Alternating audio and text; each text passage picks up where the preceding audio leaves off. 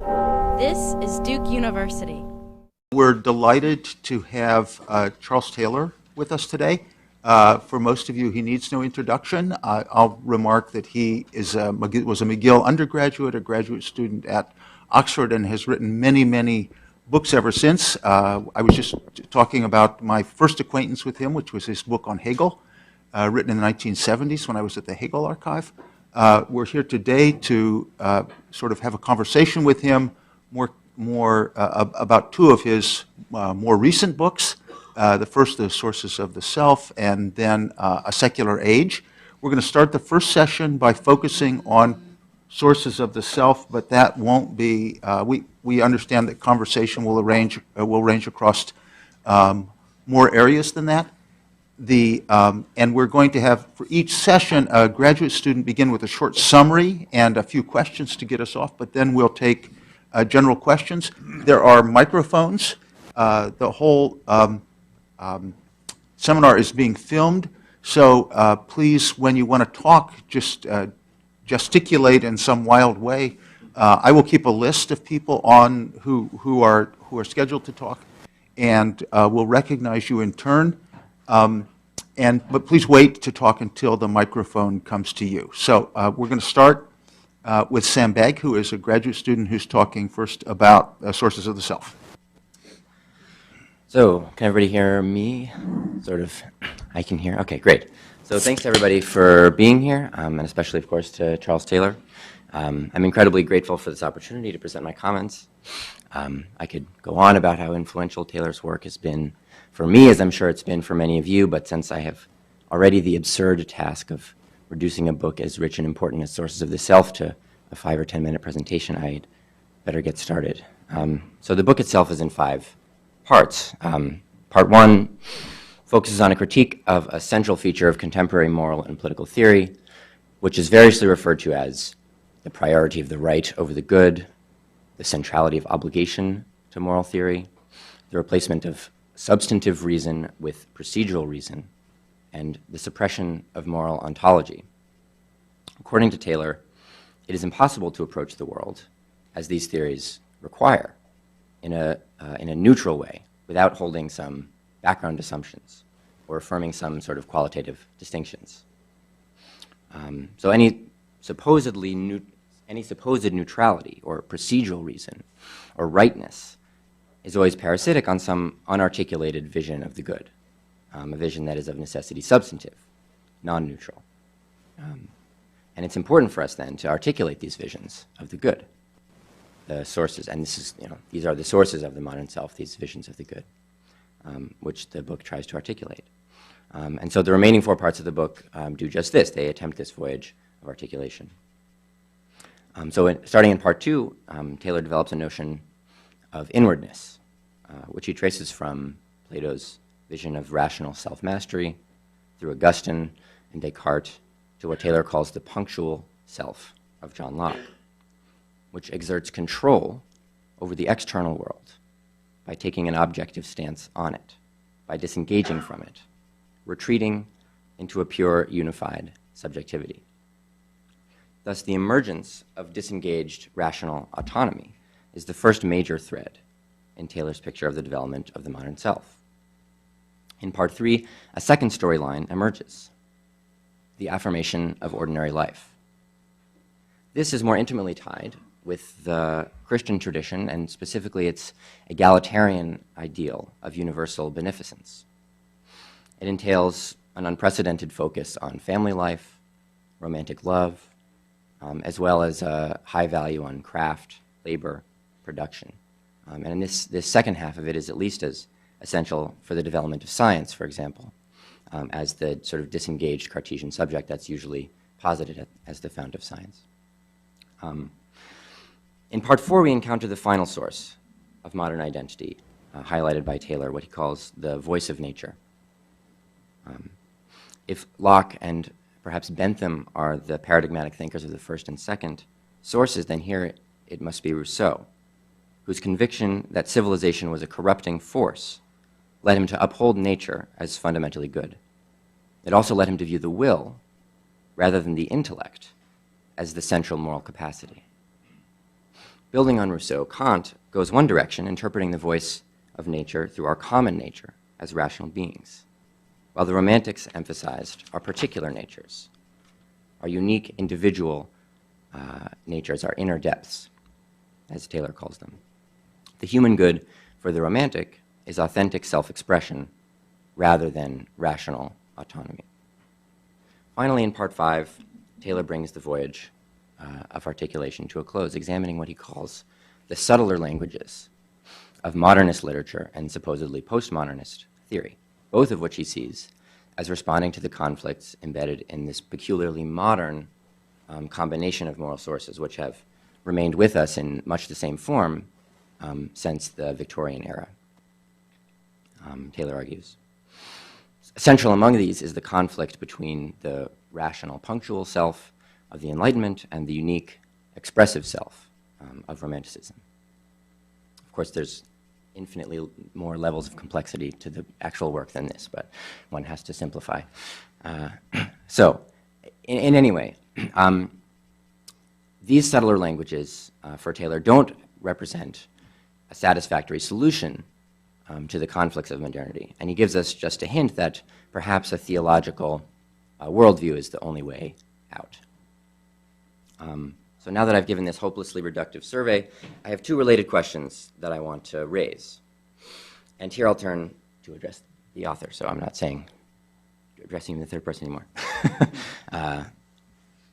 So I know that you've written, of course, on both of the topics that I'm about to mention before, but I figured it'd be silly to try to find some question that nobody had ever asked you before, so 25 years after the book came out. So my aim is just to kind of start the discussion off in a direction that I find particularly interesting, and then see where that takes us with your response and anybody else who wants to follow it up or not. So in that spirit, my first question concerns the relationship between your project and that of other projects that are critical of neutral or procedural visions of politics. And so I'm thinking, you could think of many people here, I'm thinking perhaps particular of Foucault, people like Foucault, who also point to certain background assumptions supporting liberalism. The difference between your project and theirs, it seems to me, is that the background assumptions they point to seem to be quite sinister, while those you illustrate seem quite benign. It seems like they are sort of different background assumptions that you're pointing to. But their histories are therefore framed as these kind of debunking, destructive genealogies, while yours are framed as these retrievals and these articulations of our moral sources. And you're very critical, of course, of these debunking genealogies. Largely, it seems, because they are unable to justify their identification of certain background assumptions as sinister. And it seems to me that a similar thing might be said of your view, actually. Your identification of certain background assumptions as benign. Right? So one of the critiques of sources of the self is that you don't necessarily say why we should retrieve the moral sources that you so carefully and convincingly trace. And indeed, you acknowledge that the project of providing kind of objective foundations for our moral sources, convincing the skeptic that they're true, something like that, is a hopeless project. So you articulate in more detail the moral sources we may or may not hold, which Foucault doesn't do.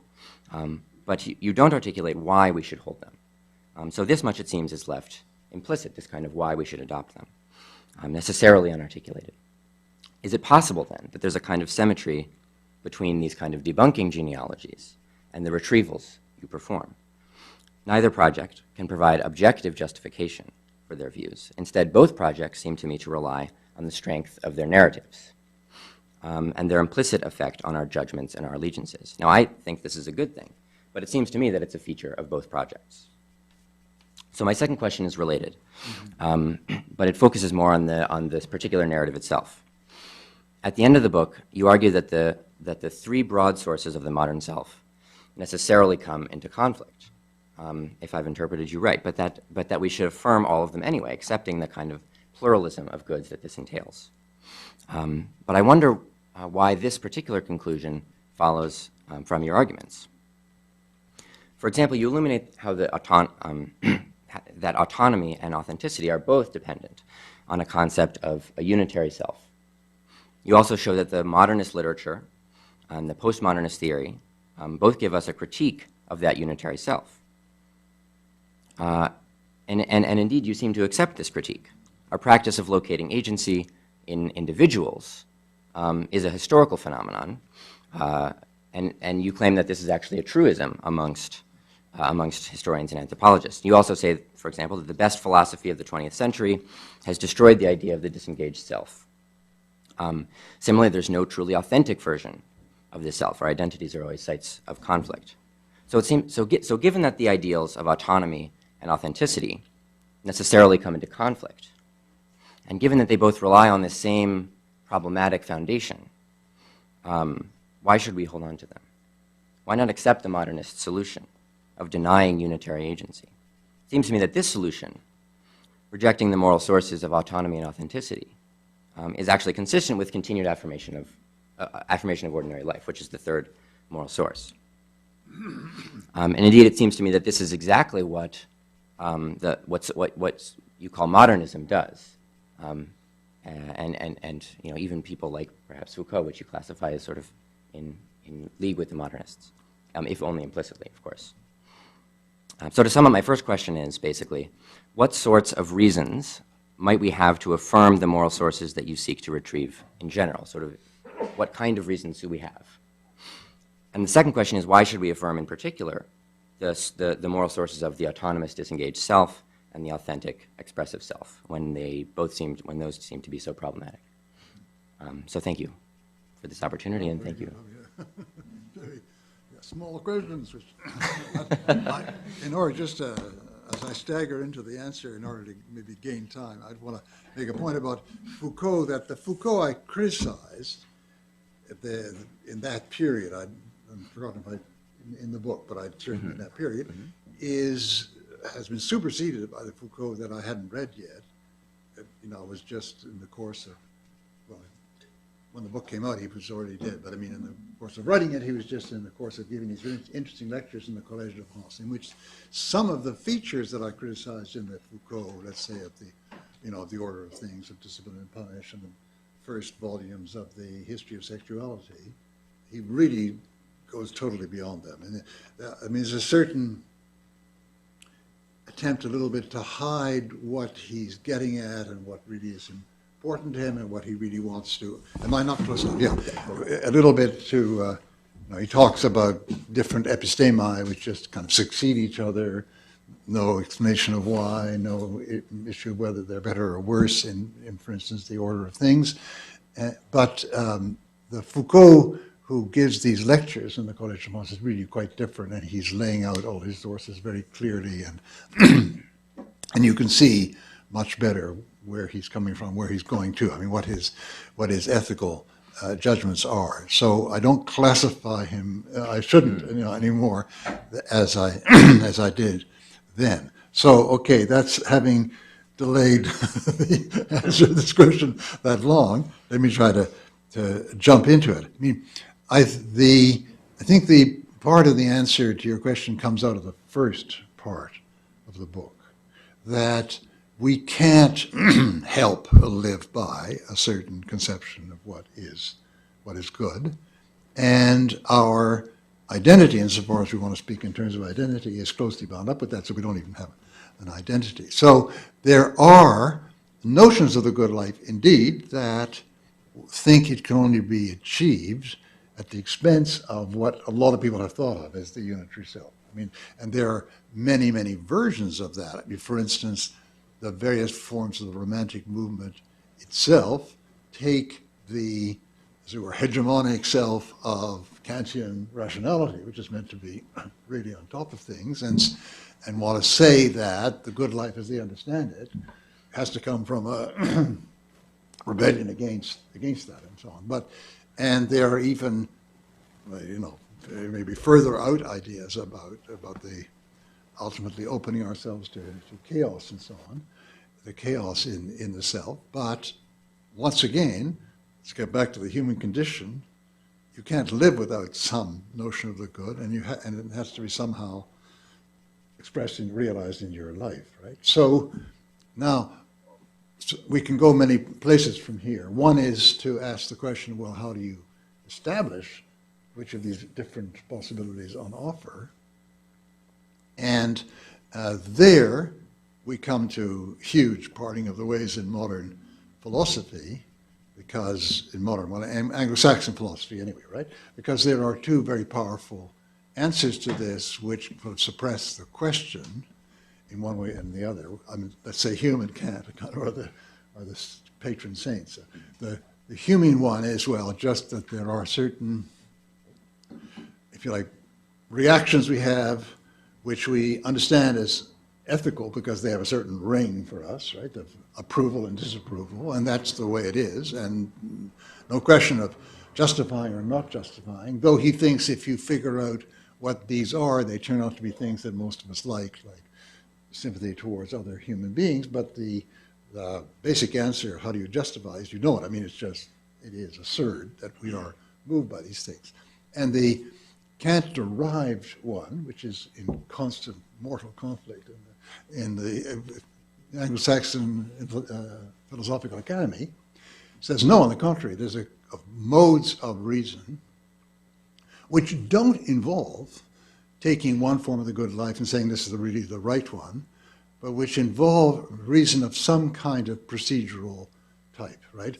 Either can you universalize the maxims of the action, can you be acting on a norm which all the people who are affected by it would accept, that's the Habermas version.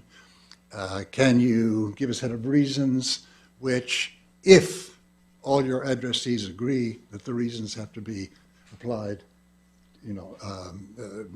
impartially to everybody, would be reasons that they would have to accept, Scanlon. There's an infinite set of variations on this.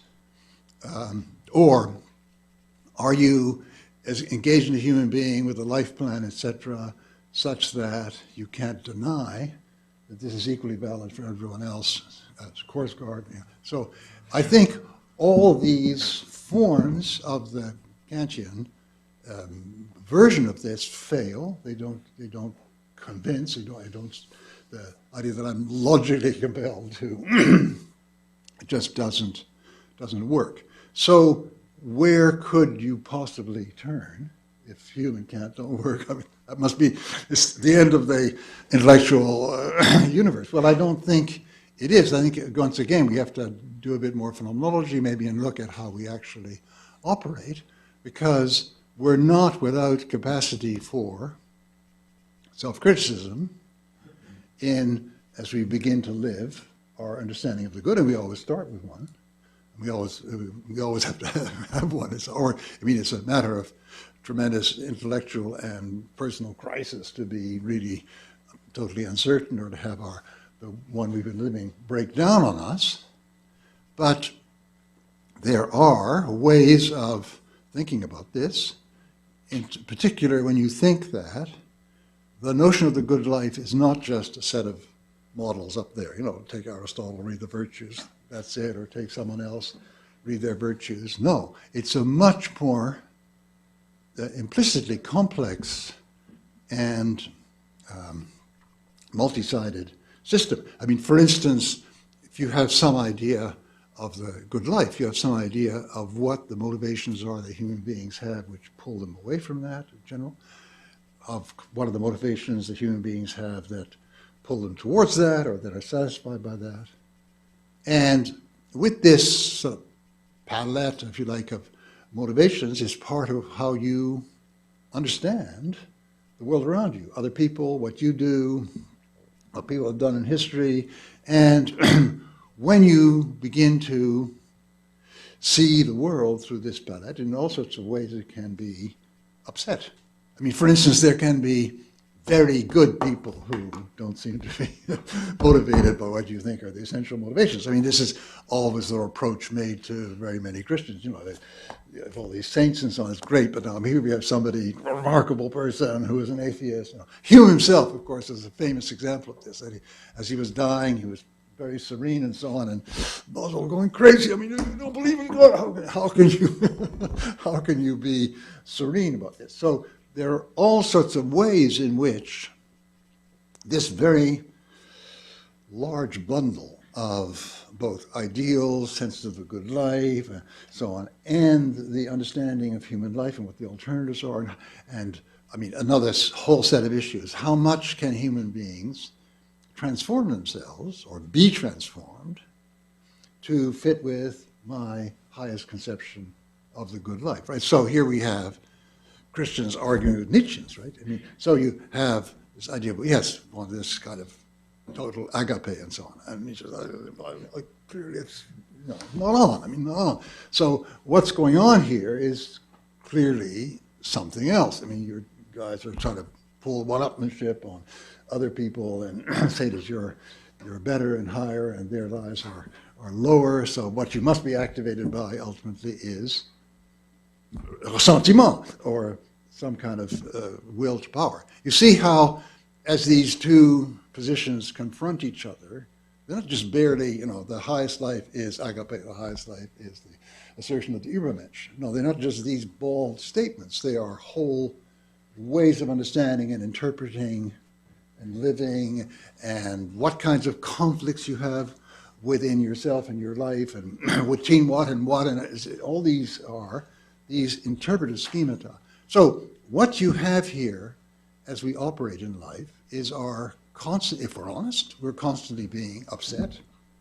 Our particular palette is obviously punched holes in by the way the other people are, or the way we find ourselves suddenly motivated to be, and we have to go on trying to make sense of this. Now, so another word is, the H word is now going to finally pop out, right? This is a hermeneutic type of procedure. So what we have here is the position that the one I'm trying to defend, and I tried to defend at the beginning of the book. We don't take off with Hume, but Hume's got a point, because the basic intuitions that we start with, that keep us, that get us going and that move us along, are never intuitions of a totally dispassionate kind, right? We speak of intuitions in different ways. When people say, let's see, we have grammatical intuitions, ain't necessarily so correct English, and my grammatical intuition. But that's not the same thing as my strong intuition that human beings everywhere have rights, and I have this. There's something that we are moved by that. That we see people acting, going over mid-sans frontières to the Congo, and we feel admiration. I mean, this kind of intuition is what I want to call felt intuition. So, one for you, David. That's Hume gets that point. But where I think he gets it wrong is you can't separate this kind of intuition from what people understand it as, namely a perception of something which is really good. So how does reason carry on from here? It doesn't preempt all that stuff by coming in from kind of procedural heights.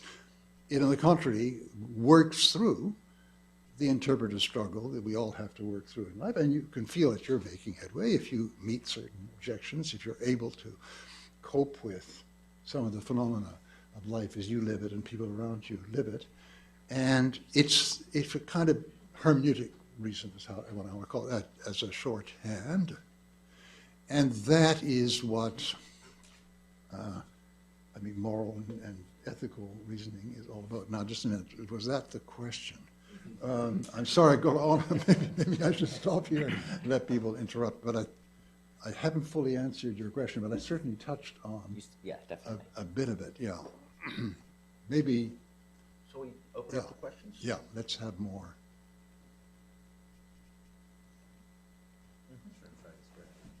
Let's get the microphone. Yes. So gross.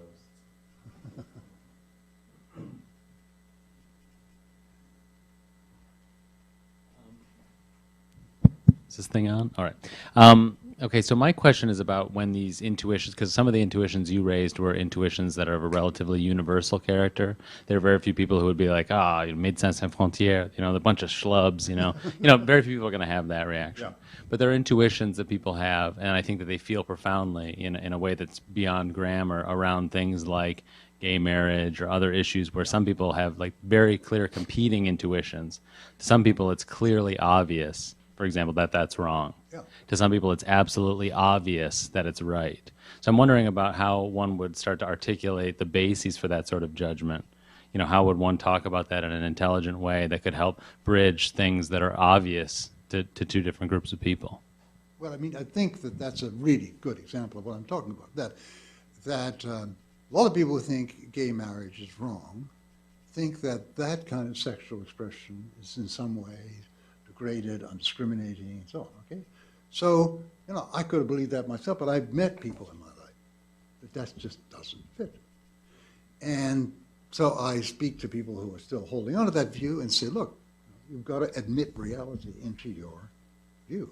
Particularly if it's a Christian view, you want to deal with human beings, you know, as they really are. So I think this is a case with massive amount of assumptions of the way things are built into the condemnation. Now, the felt, you're right. I mean, there's where Hume looks as though he's partly right. The feltness of the felt intuition may be so powerful that it may carry you through, not wanting to admit tons of stuff out there. But if you ask them to unpack the felt, what's wrong with this, right, then it begins to get onto areas where a question arises. Is that really the right perception of these people? Eh? And I think that's a very, very good example of how, you see, if we think of, this is the whole problem with, since G.E. Moore and those guys. I mean, they have this idea that we have these very punctual intuitions. That's the right way. And that just as you can't do anything with them to argue with them, so you, in the end, you get G.E. Moore says, okay, intuitionism, right? What is good? Well, what is it? Friendship and beautiful states of mind or something? That's good. Okay, everyone sees that. That's right. Okay, so then we move from there to start arguing what brings about these things, and that's what the argument is about, which really, in a certain sense, concedes the case to Hume, right? That everything is instrumental, all the reasoning is instrumental, and but that seems to me to be in all the various forms of this approach, travesty of what we really are living. Alex? Thank you for your answers. Thank you very much for answering our questions here. It seems that there's a procedural dimension maybe to the way you describe the way we expand our intuitions. And I was hoping maybe you can comment a little bit more on that, because while it may become a little extreme in Kant, even in Rousseau we're thinking about expanding our understanding and our intuitions by simply meeting more and more people, because we're tricked into, by being in small groups, we're sort of tricked into assuming that all people are either rich or poor, either part of our society or the enemy, either part of our religious group or a completely opposite and damned religious group. So isn't there a procedural element to what you're suggesting here? The more we expand our intuitions, the better they are honed towards offering us some sort of truth, and I wonder how that plays out. Well, I mean, then the procedure simply is look at the reality. I mean, procedurism's got to be narrower scope, like, you know, could you universalize this maxim? Could you will this maxim be universal? That gives me a clear understanding of what the procedure is and how to apply it. And if you extend proceduralism to be just, well, look, then I'm saying it's procedural. But the whole point is that people who offer these Kantian things is to circumvent that kind of looking. Right? Circumvent looking by showing that there's some kind of self-contradiction or self-undermining in taking that maxim and universalizing it. And what I'm saying is there's always an element of actually seeing. I mean, okay, put it in other ways. If you have one of these views, you may not realize it, but I'm trying to tell you that you have a very multivariate interpretive schema, right, for how to go around the world and see people and understand them. So my procedural request or proposal is see if it fits. See what I mean? There's just, everything goes. And there's all sorts of ways in which you can find yourself having to do this. There isn't a single set of moves that will answer your question. Charles, can Yeah. I just expand on that question a little Yeah. bit? We make these kinds of hermeneutic judgments in the context of interpretive communities. And to build on Alex's question, it seems almost as if you're telling us that we need to constantly expand our hermeneutic community. Yeah. And I wonder whether or not that doesn't lead to what Heidegger called rootless cosmopolitanism. And if there is a cosmopolitan point of view, which again is a kind of Kantian term, or whether we aren't always limited. And if we're limited, how we have to choose between the communities we're parts of. Okay, well, it depends whether you're a Kantian in your basic outlook, or Hegelian, or I mean, let's not take Hegel in now, but ultimately Heideggerian, you see. I'm taking Gadamer as my example of the Heideggerian influence, right? So it's not the cosmopolitan. Cosmopolitan means you stand nowhere. You stand in a kind of open space, which all different societies and communities are equidistant from you, and from that standpoint, and that's another thing that I don't want to recommend. But what I want to recommend is the kind of Gadamerian meeting the other and fusing horizons. You listen, and that's what we're all doing all the time in the modern world. I mean, we have these massive debates, like we just went through one in Quebec, you know, about whether we apply this new secularist charter, which says that people who wear certain kinds of religious symbols can't get jobs in the public sector, and all of us said that's unconscionable. As you work out the argument, you begin to see that the people who are for this have all kinds of presumptions about how the people who wear those symbols are operating, what they're motivated by, what they're trying to do, and so on. Very worrying presumptions, which are just not true. Right? And as a matter of fact, the more we find that people in the society had a chance to frequent those people, the less they're likely to vote for this stuff. Right? So you see some of the kids in the school who are sitting side by side with Muslims, and they're saying, what's going on? These grown-ups are crazy. We always thought they were crazy. Now we know that. So you see that here we're called upon, and that's the nature of multicultural modern society in a certain sense. We're called upon to open up our communities of interpretation and make broader ones with some kind of fusion with others. So we're never adopting, view from nowhere, we're never adopting cosmopolitanism. It's not leaping to cosmopolitanism. We're managing to extend our area of civility and community with other human beings to a broader set of conversations in a very slow, painful, one by one, step by step process. That's the only way. See, you don't win these battles, like the battle we had in Quebec, alas. You don't win them by reading Kant. I mean, it would be good if people, say, look, universal. Or I mean, even Habermas would condemn this. Obviously, he says, look, I mean, all those affected by the legislation should be able to buy into the norm, right? Obviously, the people that are going to be excluded are not going to be able to buy into the norm. So I'm reading you Jürgen Habermas, you Quebec voters voting, but that's not how you actually win. And we didn't win; they defeated themselves. But never mind, we'll win next time. That's how you actually win, is by this kind of convincing people that's a travesty. You are looking at a caricature of these people, and therefore you think it's right to treat them that way. Talk to them, find out about them, and that's how it. When it works, it works. And that shows how fragile it is. That shows how difficult it is. But I mean, that's human life. Okay. Thank you. So I have been imagining a conversation between you and one of the new happiness economists of a kind I think we all recognize, who says, my program for people is that they should pay constant attention to their subjective hedonic states, noted every 10 minutes, and then try to maximize their engagement in the activity that induces the happiest states. And I think if I'm trying to channel your work, which I've I've benefited enormously from over the years. I say, yes, as to Hume, your feeling is not separable from a perception of value. And I think then the person says, yes, that's right, but the perception I have reduces to this, that happiness is good.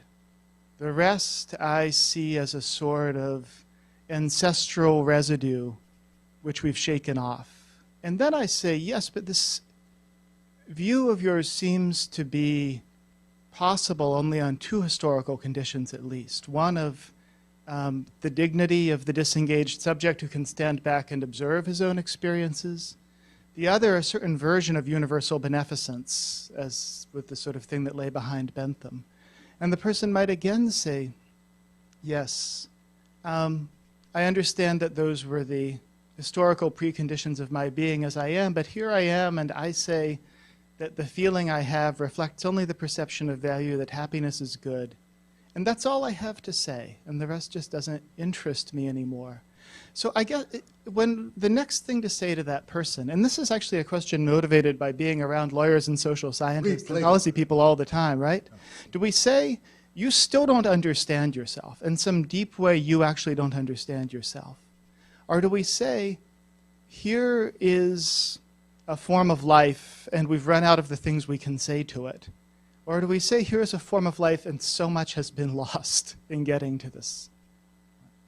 Well, I mean, Plato, you're saying something like that, but you're also saying that if you face really what all this means, right? So, I mean, I've got this drug here that can keep you in a state like that for the rest of the years you have to live. That's the good life. Take it. Well, just a minute. No, let's do that. I don't think anybody would fail to have that kind of stand back from that. So it can't just be, I mean, this I'm modernizing an argument in Plato, right? This can't just, people can't really understand themselves if that's what they think. Hedonic states independent of any judgment of what is worthwhile and good, I mean, are you talking about the pleasure even of playing golf well? Okay. What about that, right? Well, that's not pure because it's not just that. You have to, it involves becoming excellent, right?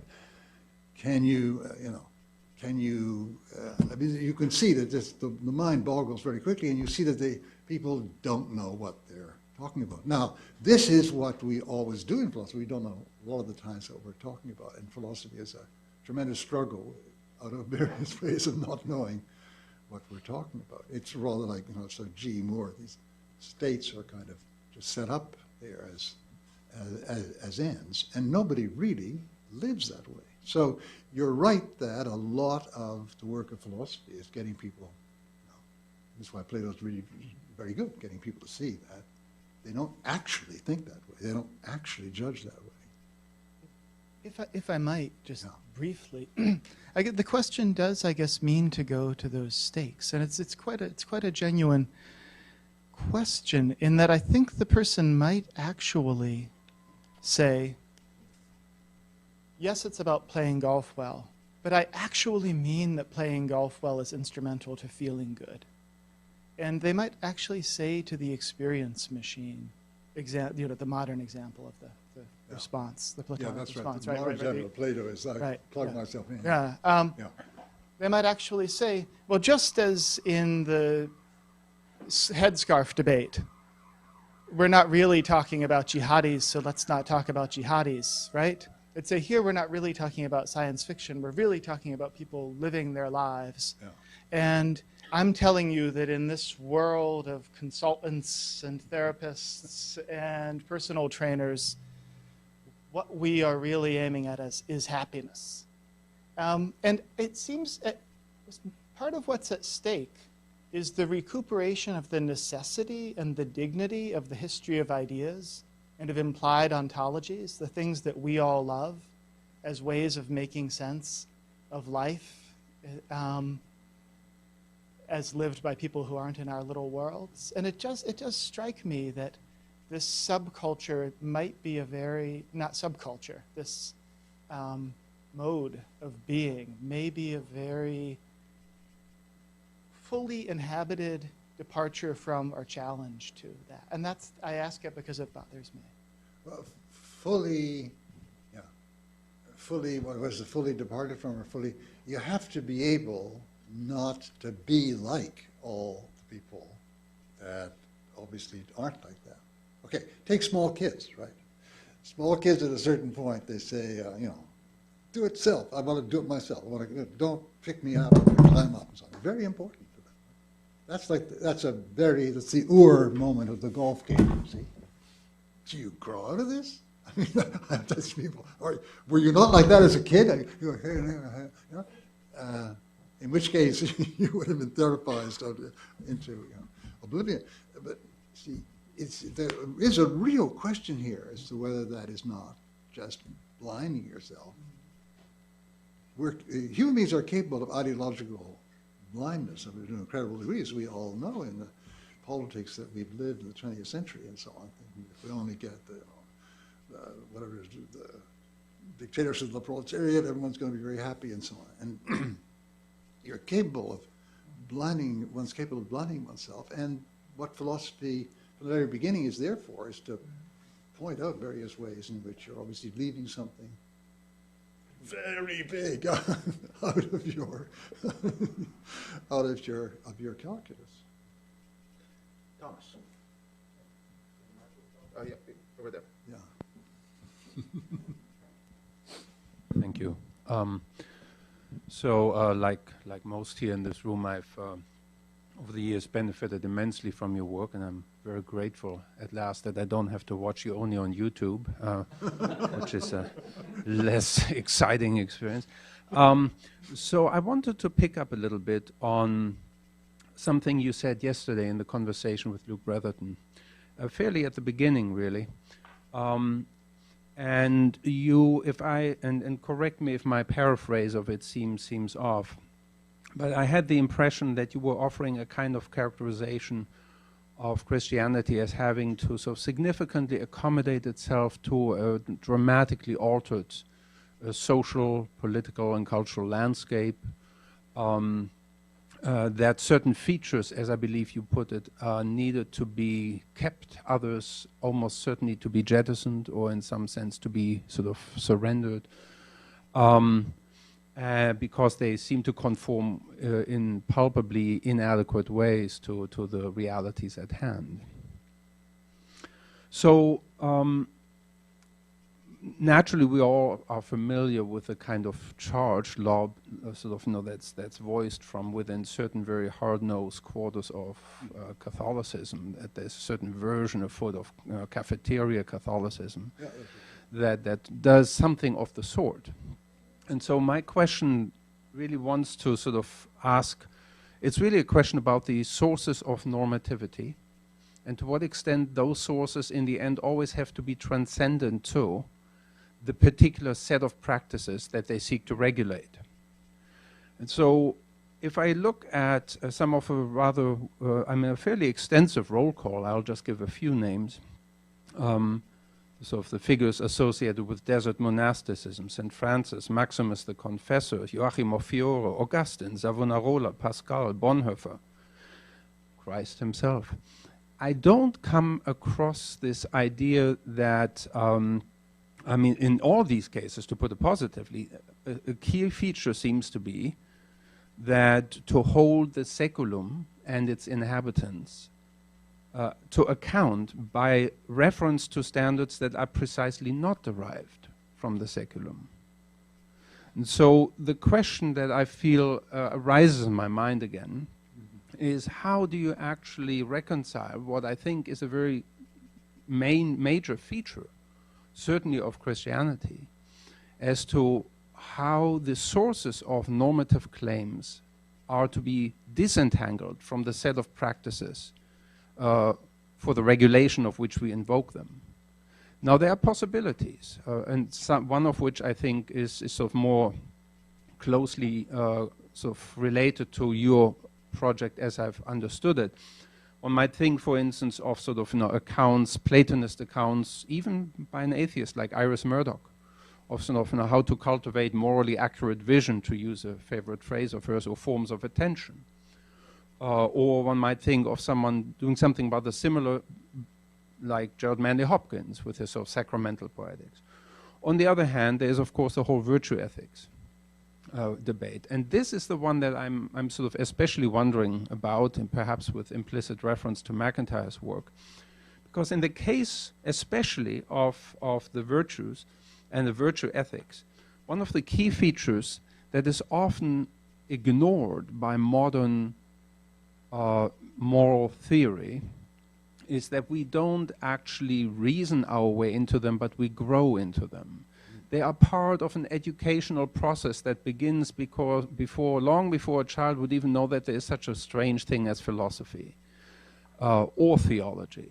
Right? So that to me the question is, are in many ways the sources not only transcendent in the sense that they cannot conceptually be derived from within a set of practices that needs itself to be legitimated, but are they also transcendent in the temporal sense, that in fact we incubate them at a point where we are not yet conceptually active?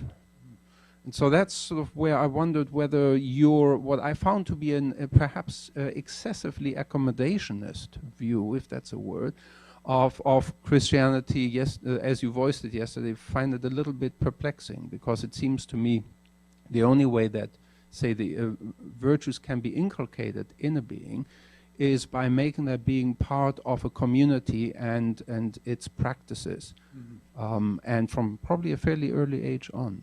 Yeah, right. So, I mean, but okay, but then let's take the Christian faith as the example of this, right? So what's been going on in the last 2,000 years? That you have events of the following kind, that there are certain institutions existing, or maybe not yet existing, but there are certain ways of dealing with certain human wants, needs, and so on. And along have come at various periods in history members of the Christian church and said, well, there's a huge gap here. So you find in the early church that they begin to dedicate themselves to setting up hospices, hospitals, going out, and then let's not look at the early period. Mother Teresa lands in Calcutta. So you have what the gospel is telling you about what we should be doing in the world. And you see right away, there's a huge hole in this, or maybe it's even worse than that. There's a huge anti-operation that's going against this. That is the critique of the sacrum, and that is still going on. The question is, can it go on best by conforming to what the existing magisterium thinks is the continuing and unchanging tradition, or can it go on best by altering them? Now, there are so many cases in which it's been the second that we need to ask ourselves why we should assume that the first is the default solution. Right? So, when Pius IX told us that any adjustment to democracy was something, is that the way of making life better, more human for people? Supporting various authoritarian regimes, ultimately Mussolini? Probably not. So I don't know what is meant by accommodation to the sacred. I think that what you have to accommodate to is the reality of human life and what the gospel means for reaching out to people in these circumstances. And see, that's why I think that, well, I think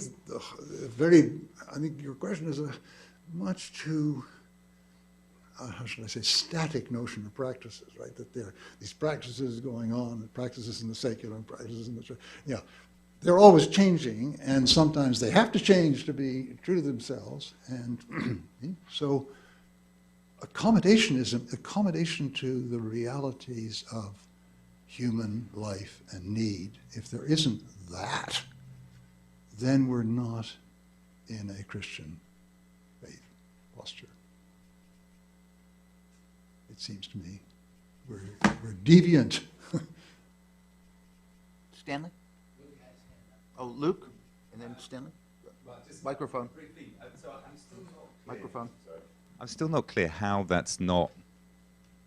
I mean, I get the sense you always want to resist the kind of move to a code and procedure, and we have to have a kind of frenetic judgment given what's before us in modes of receptivity and certain kind of practices and cultivate forms of life and people who are better able to perceive and receive the world around them in more or less moral ways. Yeah. Going back to what the first response you said to the initial presentation, it still seems to me there's a disconnect between the individual judgment and how that can be very relativistic. It can be kind of swallowed by the context. And on the other hand, this kind of norming communal traditions, but ultimately fluid, never stabilized processes of formation. And could you just elucidate a bit more how the norming yet fluid tradition of formation, that when we stabilize it becomes a code, but so we need to keep it open somehow, connects to the individual frenetic judgment given what's before them? And that seems not quite clear how those two connecting. Well, how they're connected with, I mean, de facto in history, is that we're obviously brought up in a community or some kind of association which has a way of practicing what's very important to us. And then it's just like we're brought up in a language, right? And then you have people have an experience where they feel that they want to make a shift, introduce a new concept, or introduce a new way of helping people, right, that didn't exist before. And the issue is that a good move? Is that a right move in the light of what we've been trying to do all along, right? And so what would, I mean, a criterion of what would have to be a criterion for excessive conformity to the saeculum would be to make a negative move, a bad move, or move away from really applying the gospel, right? In the interest of conforming to certain people. I mean, obviously, when the German Christians under Hitler were making such a negative accommodationist move. But what I would like the argument to be about is, in the light of the gospel, is it a positive or a negative move? Not on some view of what is absolutely got to be unchanging, whether it's changed that. See, and I think that when you put the question on that other issue, I have a view of what is absolutely unchanging, that must always be vehicled by, and that is different. You haven't made it, to my view, I mean, one hasn't made a relevant move to the issue. Are we to make this change or not? See what I mean? A quick follow-up. Yeah. I mean, just because it seems to me you're positing at a certain point, gospel, Yeah. Or a sacred text, Yeah. or some kind of stable anchor point, which goes back to Thomas' point about there's a transcendent reference outside of time and space, which gets mobilized in certain ways. But at the same time, you also want to say, as soon as we try and stabilize it, it becomes a code and becomes a procedure and a technique. And that you kind of want to have your cake and eat it at that point. What's the relationship between the gospel or some kind of sacred transcendent reference, which we're always referring back to for resourceful, and the ongoing reformation of our very sense of what that is? Can we really have a reformation of a sense of what that sacred moment, text, event is, without fundamentally changing what that thing is?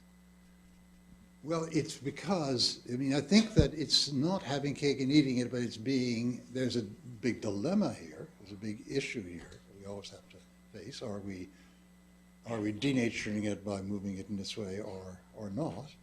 And what we do is we go back to, I mean, the way people actually work, we go back to deep source images. I mean, it can be the the notion of the kenotic God. It can be some pictures in our mind from the New Testament, from reaching out. It can be a great parable like, Matthew 25.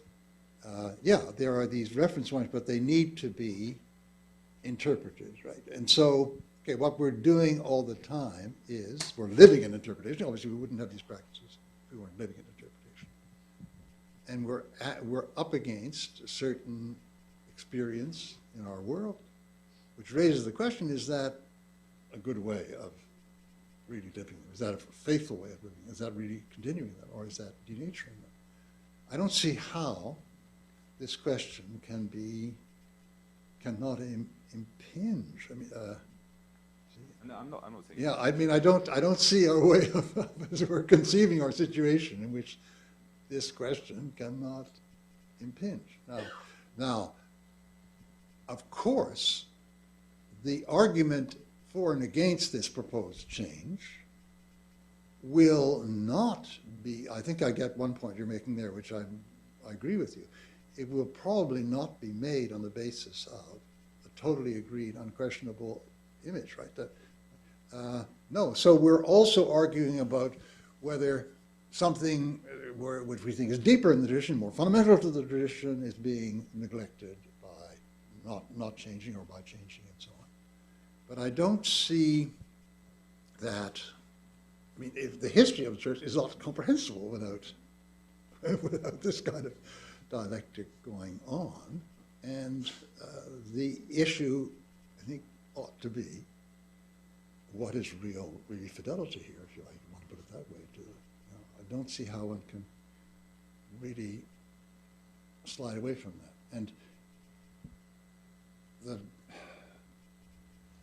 actually, Christian history, particularly modern history, is so full of examples where at one point people were sure there's no change in history, and then we now see that was so.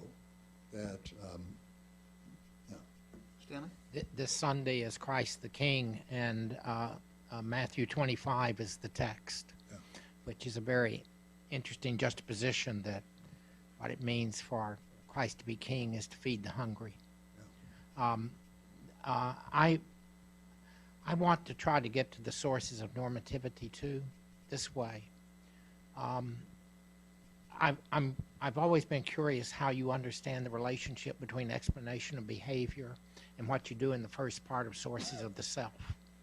Because I take it that there is close philosophical issues involved in terms of the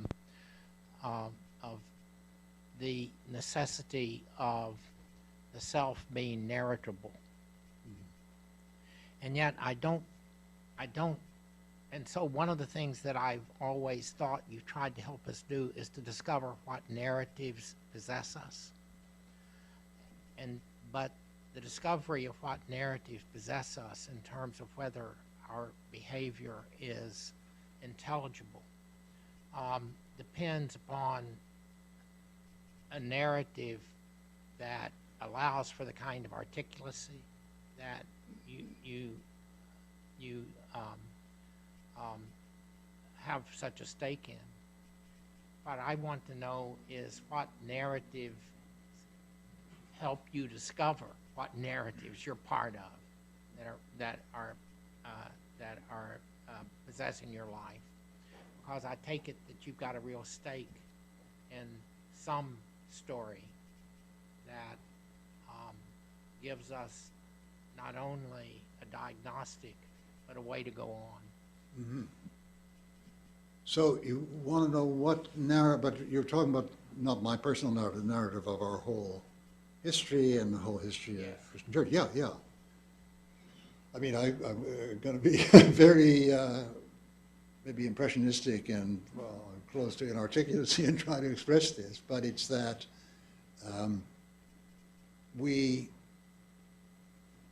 the whole of Christian life lived throughout history and across all the civilizations and societies in which it's been lived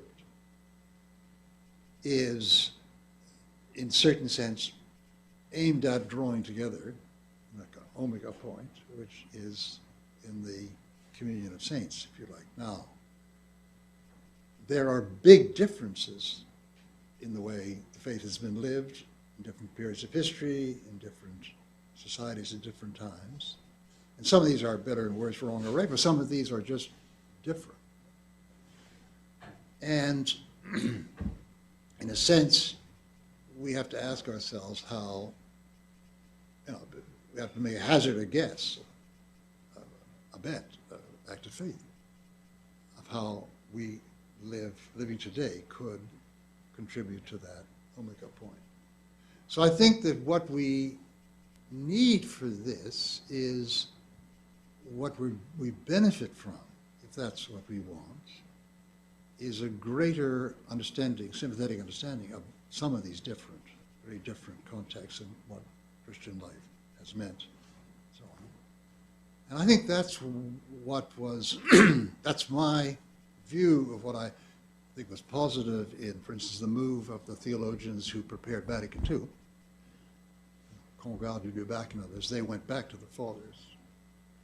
They didn't simply put themselves in the stream of time. They were there and say, are we being modernist or not modernist, or not modern enough, or too modernist, and so on. They tried to get a deeper sense of what the whole of human life is aiming at, in order to see more clearly, discern the signs of the time. I'm use the language of Vatican II. And that's a really crucial, has to be a crucial issue. How does that affect who your conversation partners are? For example, it's interesting that Karl Marx doesn't come up very much. Yeah. You narrate more. Yeah, that's true. I mean, we're not jumping onto the secular age, I hope you don't mind. But yeah, I mean, that's a very, very partial work. Can I move on to that, or is it Sure. premature? Okay. That's a very partial, very unsatisfactory work, because in order to do that job that I set myself really well, somebody who could do that job really well would have much more varied knowledge of many more of the sub-traditions, local traditions, so on, that make up even the target to be explained here, or to be talked about here, which was Latin Christendom and what's issued from it. And but I had a choice of working till the end of my days and passing this on to 10 successors who would work in the same way. A book coming out maybe in 2015, which would be thick like this that nobody would read, or to publish the book and publish and be done, and then publish the book and then have a series of discussions that I've had with people since to show me how it could be improved and so on. So the book just reflects my very parochial experience. I was brought up in Quebec. Right? What I'm inside really is the spirituality of the Grand Siècle, of the 17th century in France. So Saint François de Sales is part of what I was brought up in, right? And then, of course, I could look across the border and see this large republic and a lot of, Anglophones hanging around my world too, so I have some sense of what happened in the UK. And then I became very excited by German Romanticism, so I have some, et cetera, et cetera. But, there's lots beyond that. And people have been telling me, why didn't you? I mean, Calvin doesn't come in for a lot of, I'm not talking about Karl Barth, going back to Calvin, doesn't come in for a lot of space, airtime, or whatever, and not always positively. And so, and I agree that there's certain reactions which are formed by that. But I thought it was worth throwing this book out and having a discussion. So, in other words, the parochialness of that book is not based on my having weighed it all and said, well, that's not worth it, that's not worth it. No. It's based on my having to, I think les moyens du bord, we say in French, but the means I have on board ship to cobble something together. Let me just build on Yeah. these comments and sort of try to summarize it. We live in narrative communities. Yeah.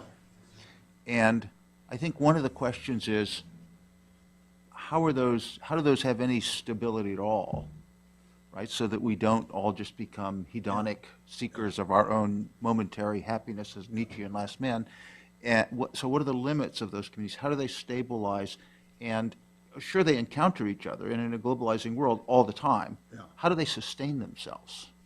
So I think that's, with respect to that, and then with respect to the Christian tradition, how is it that a particular view of what Christianity sustains itself and says, this is orthodox and that's heterodox? Well, how do we do that? Is we're doing it right now. Right? We're having this discussion about what is to be carry on the Christian life in our time. This is how we do it, and we may not succeed very much. We never succeed in the sense of getting total unanimity, but we hope that out of the exchange, anyway, comes some kind of sense of how to go forward, and then we try it out, and it may fall on its face. So it's that way that we don't sink into each one our own monadic bubble, and this is what I'm all for. So if I went back to the sources of the self, Yeah. you're making an argument then for a more porous self as opposed to a buffered self. Well, not really, because that word porous and buffered, I meant in a more narrower sense than it's been taken, though it's interesting that it might be useful. I mean, the porous self is really talking about the self in the relation to the world of spirits and forces and so on, which we have no, in Weber's sense, we're all unmusikalisch about that, right? Tone deaf about that. No, most of us tone deaf about that today. And so I wanted to bring that in because I wanted to us to see how the move of the last 5 centuries is very heavily determined by that change in sensibility, which I don't think is unambiguously positive. I mean, I think there's lots of things we lost and all that, but so that's not really. I don't think that's a way of getting the point. But so, Well, one way to think about that is Yeah. individual and community. yeah, And you clearly are put in the camp of communitarianism. On the other hand, I think in this discussion, you're raising lots of doubts about the sustaining of communities, and and the interaction of communities. And so, where would you put this? I mean, if I'm thinking about, go back to sources of the self, I'm thinking about the self that you're recommending for us. Mm-hmm. Is it something other than both the buffered self and the porous self? And if so, what is it? well, no, it's. I mean, let's just take it as a buffer self because, in the original sense, that's what we all got into. Though I think that we owe it to ourselves in a variety of reasons to try to recover what was behind these earlier experiences. But let's leave that out for a minute. Okay, so we are in these communities, which are more and more intermingled, which more and more have to live together, which are more and more interspersed. And we have to, community is something that has to be constantly rebuilt. But we're not living in, or therefore rebuilding, none of us, a single community. See, I think that is another big difference of our age from, let's say, 19th century Scandinavia or whatever. All right, I mean, let's take the most united confessional state up to the 19th century, where everybody, being a citizen, under this king, the same church, the same sense of civilization, the same ethics.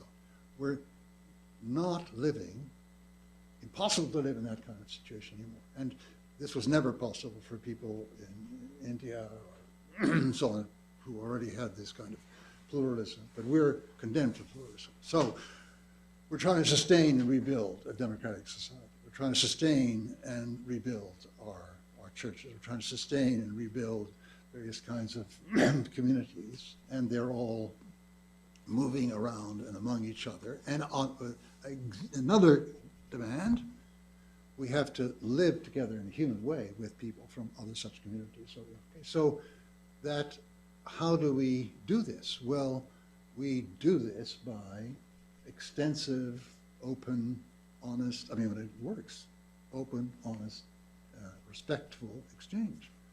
And that is something we may easily fail to do, and it's very much, in some ways, harder than just having one kind of community, right? So all the interlocutors are going to be Scandinavian Lutherans, all the no, we're just never going to live in that kind of world again.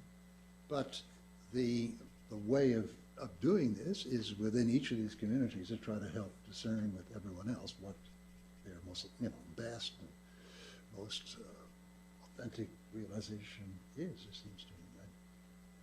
Problem, Charles, is that once you get that going, you get people that now say things like, I believe Jesus is Lord. That's just my personal opinion. I mean, you produce people that are unsure of their own conviction. Yeah. Okay, so that means what exactly? You don't talk, I mean, what exact alternative course of action are you proposing which is going to obviate that in the 21st century America? Well, I obviously want you to be a disciple of Jesus. Yeah, but I mean, you say we get people who say, that's my opinion, okay?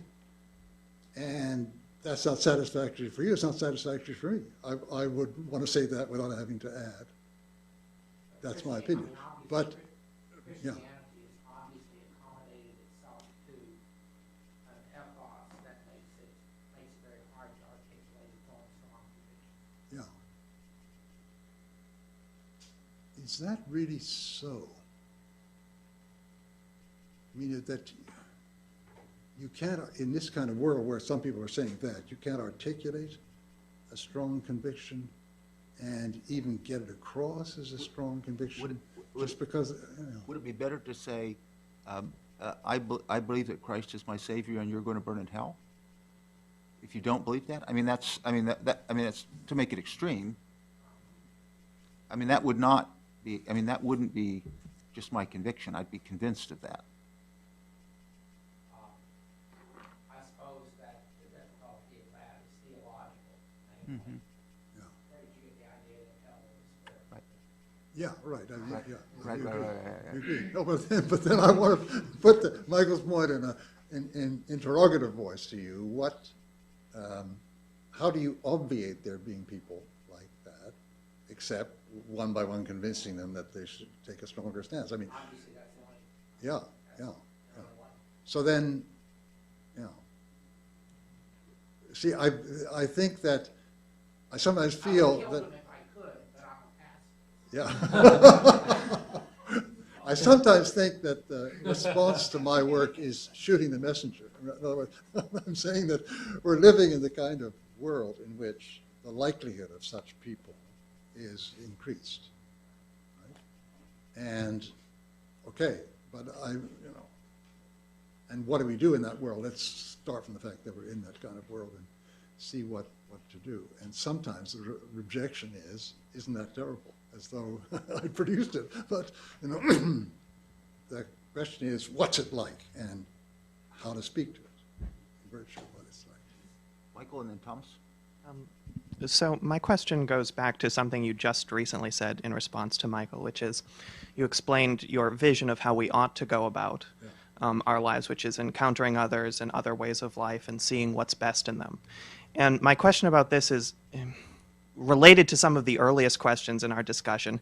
Hasn't that kicked the proceduralist can down the road a little bit? In other words, how is it that we identify what's best as opposed to what's worst in these alternative ways of life we're encountering? Because it seems we can't rely on people just knowing it when they see it, right? Because certainly people have seen ways of life and not had disagreements about the factual matter of the way they live, but come to very different conclusions about it.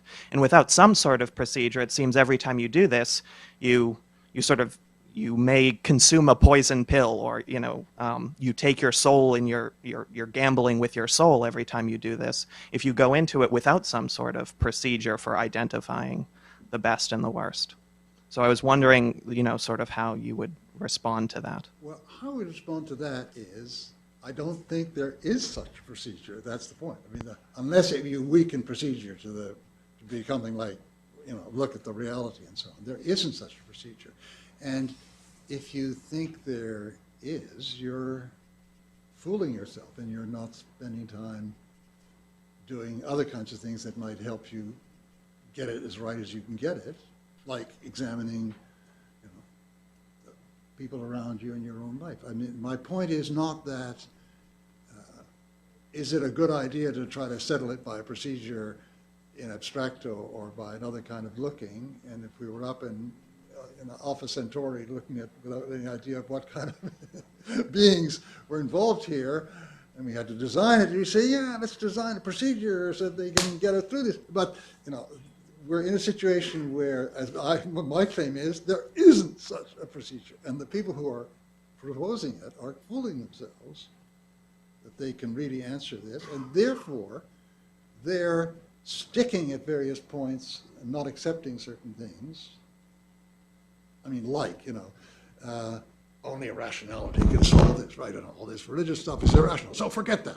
Let's just, they get themselves into this kind of little internal mental ghetto as a result of believing in their procedure, which incapacitates them from actually seeing certain things, which should be the only way that they get as close as they can get to the right answer. You see what I mean? So it's not that I think it's a good thing that the universe is such that you don't have a procedure, but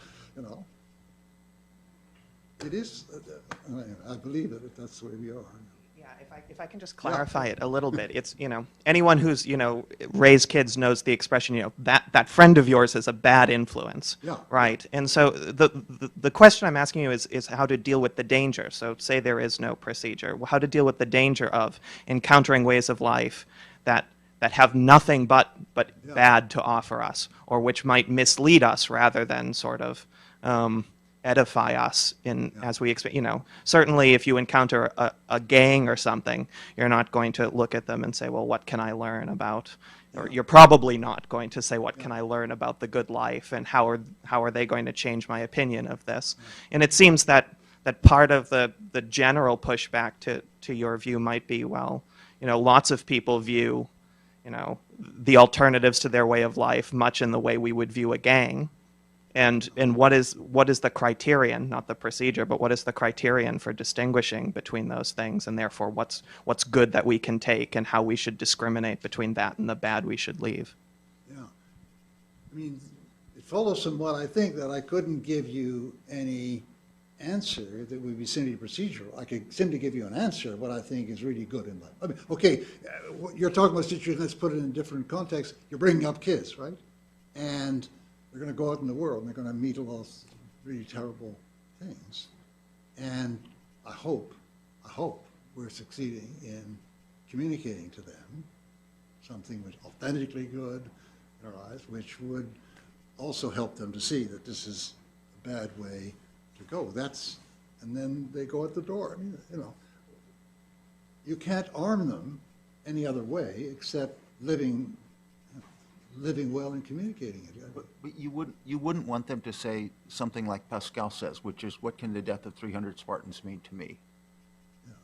Yeah, you wouldn't want them to say that. Yeah. No. Thomas. Yeah. Oh, and then over here. So I wanted to come back a little bit to this question of normativity, but from a somewhat different angle. Yesterday, you used in passing, you made reference to the preamble to the German or then West German Constitution. Die Würde des Menschen ist unantastbar. The dignity of human beings is inviolable.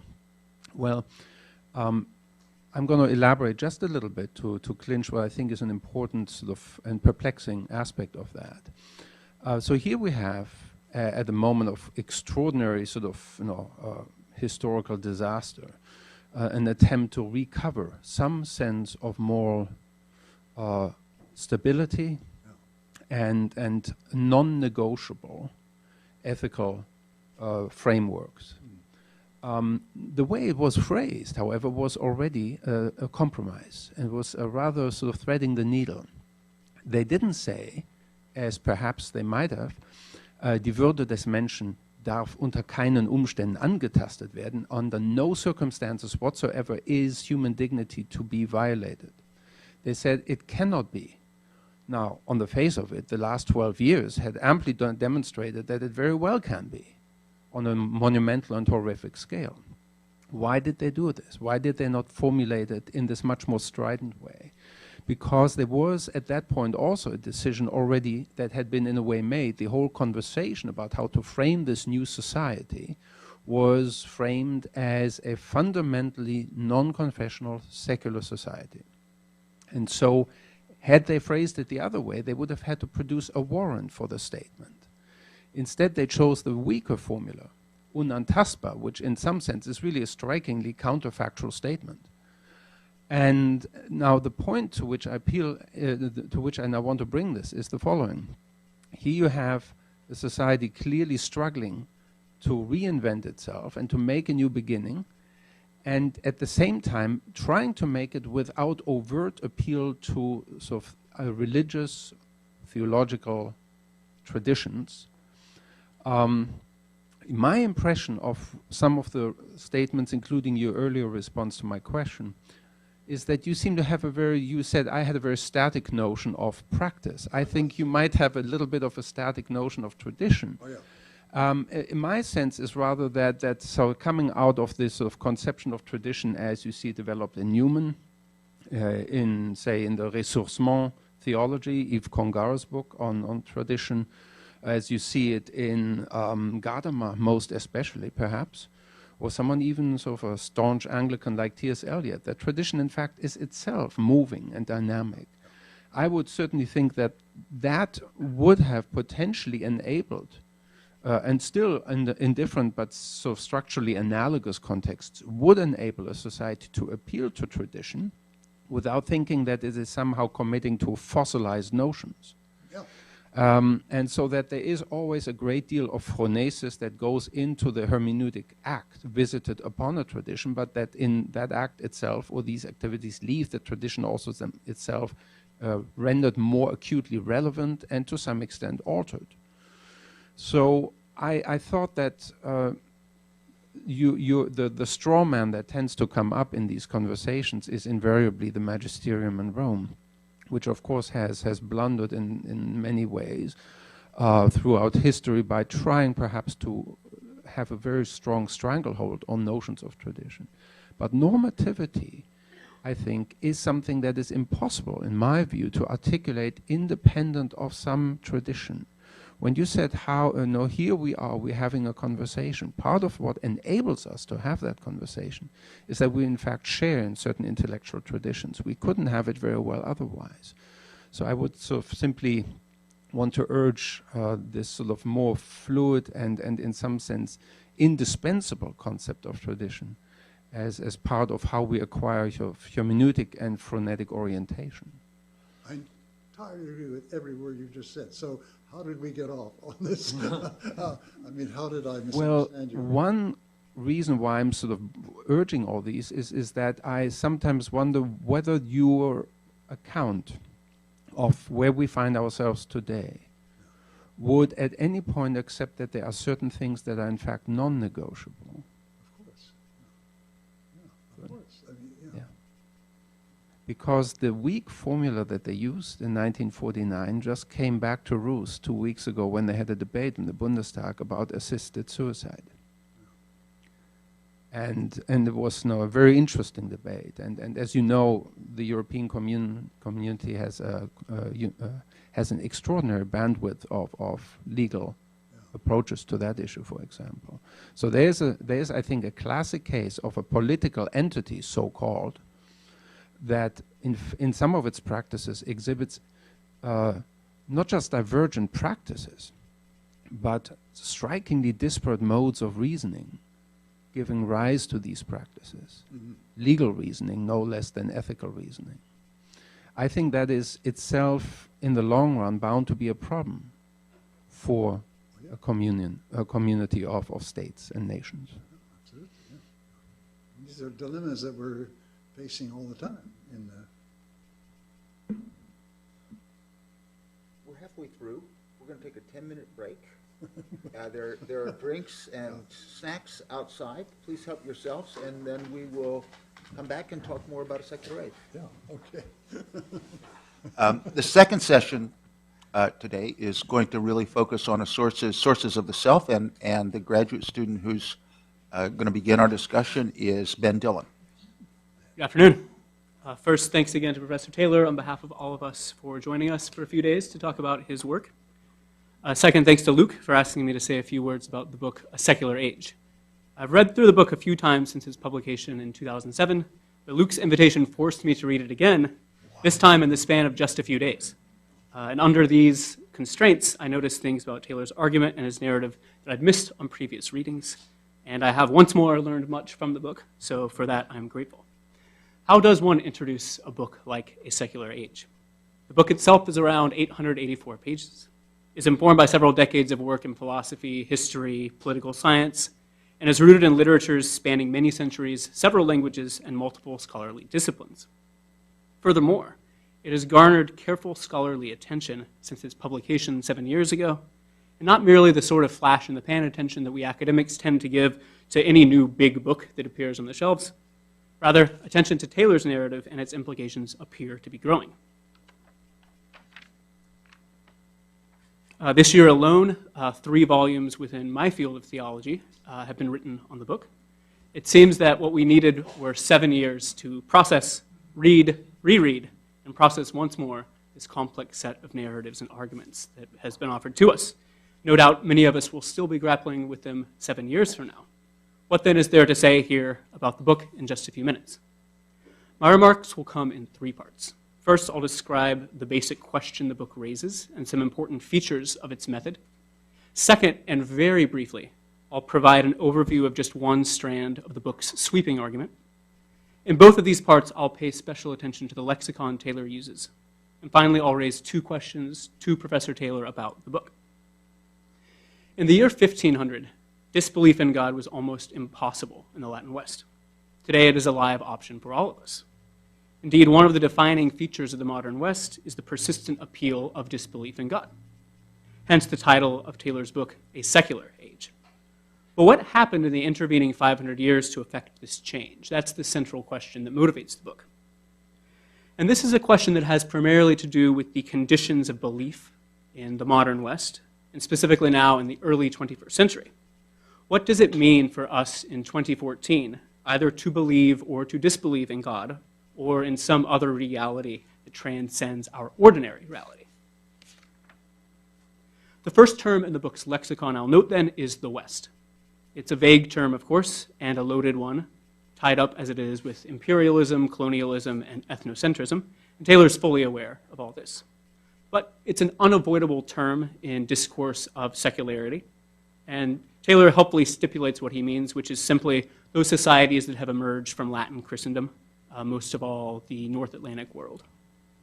So this term, secularity, then, is intricately related to both the West and to modernity. For the purposes of Taylor's account, the modern West is that place where secularity has emerged as a defining condition, and the secular is likewise a phenomenon properly at home here in the West. A primary purpose of Taylor's book, then, is to intervene in a conversation about secularization, which is typically grounded in what gets called the secularization thesis. Of course, one point of Taylor's book is that the secularization thesis is complex, controversial, and highly contested. Stated as simply and non-controversially as possible, this thesis states that the modern West has become so thoroughly secularized that public space for religious discourse, practices, and norms is rapidly shrinking. This process often gets invoked by scholars, but it is rarely clear exactly what it means.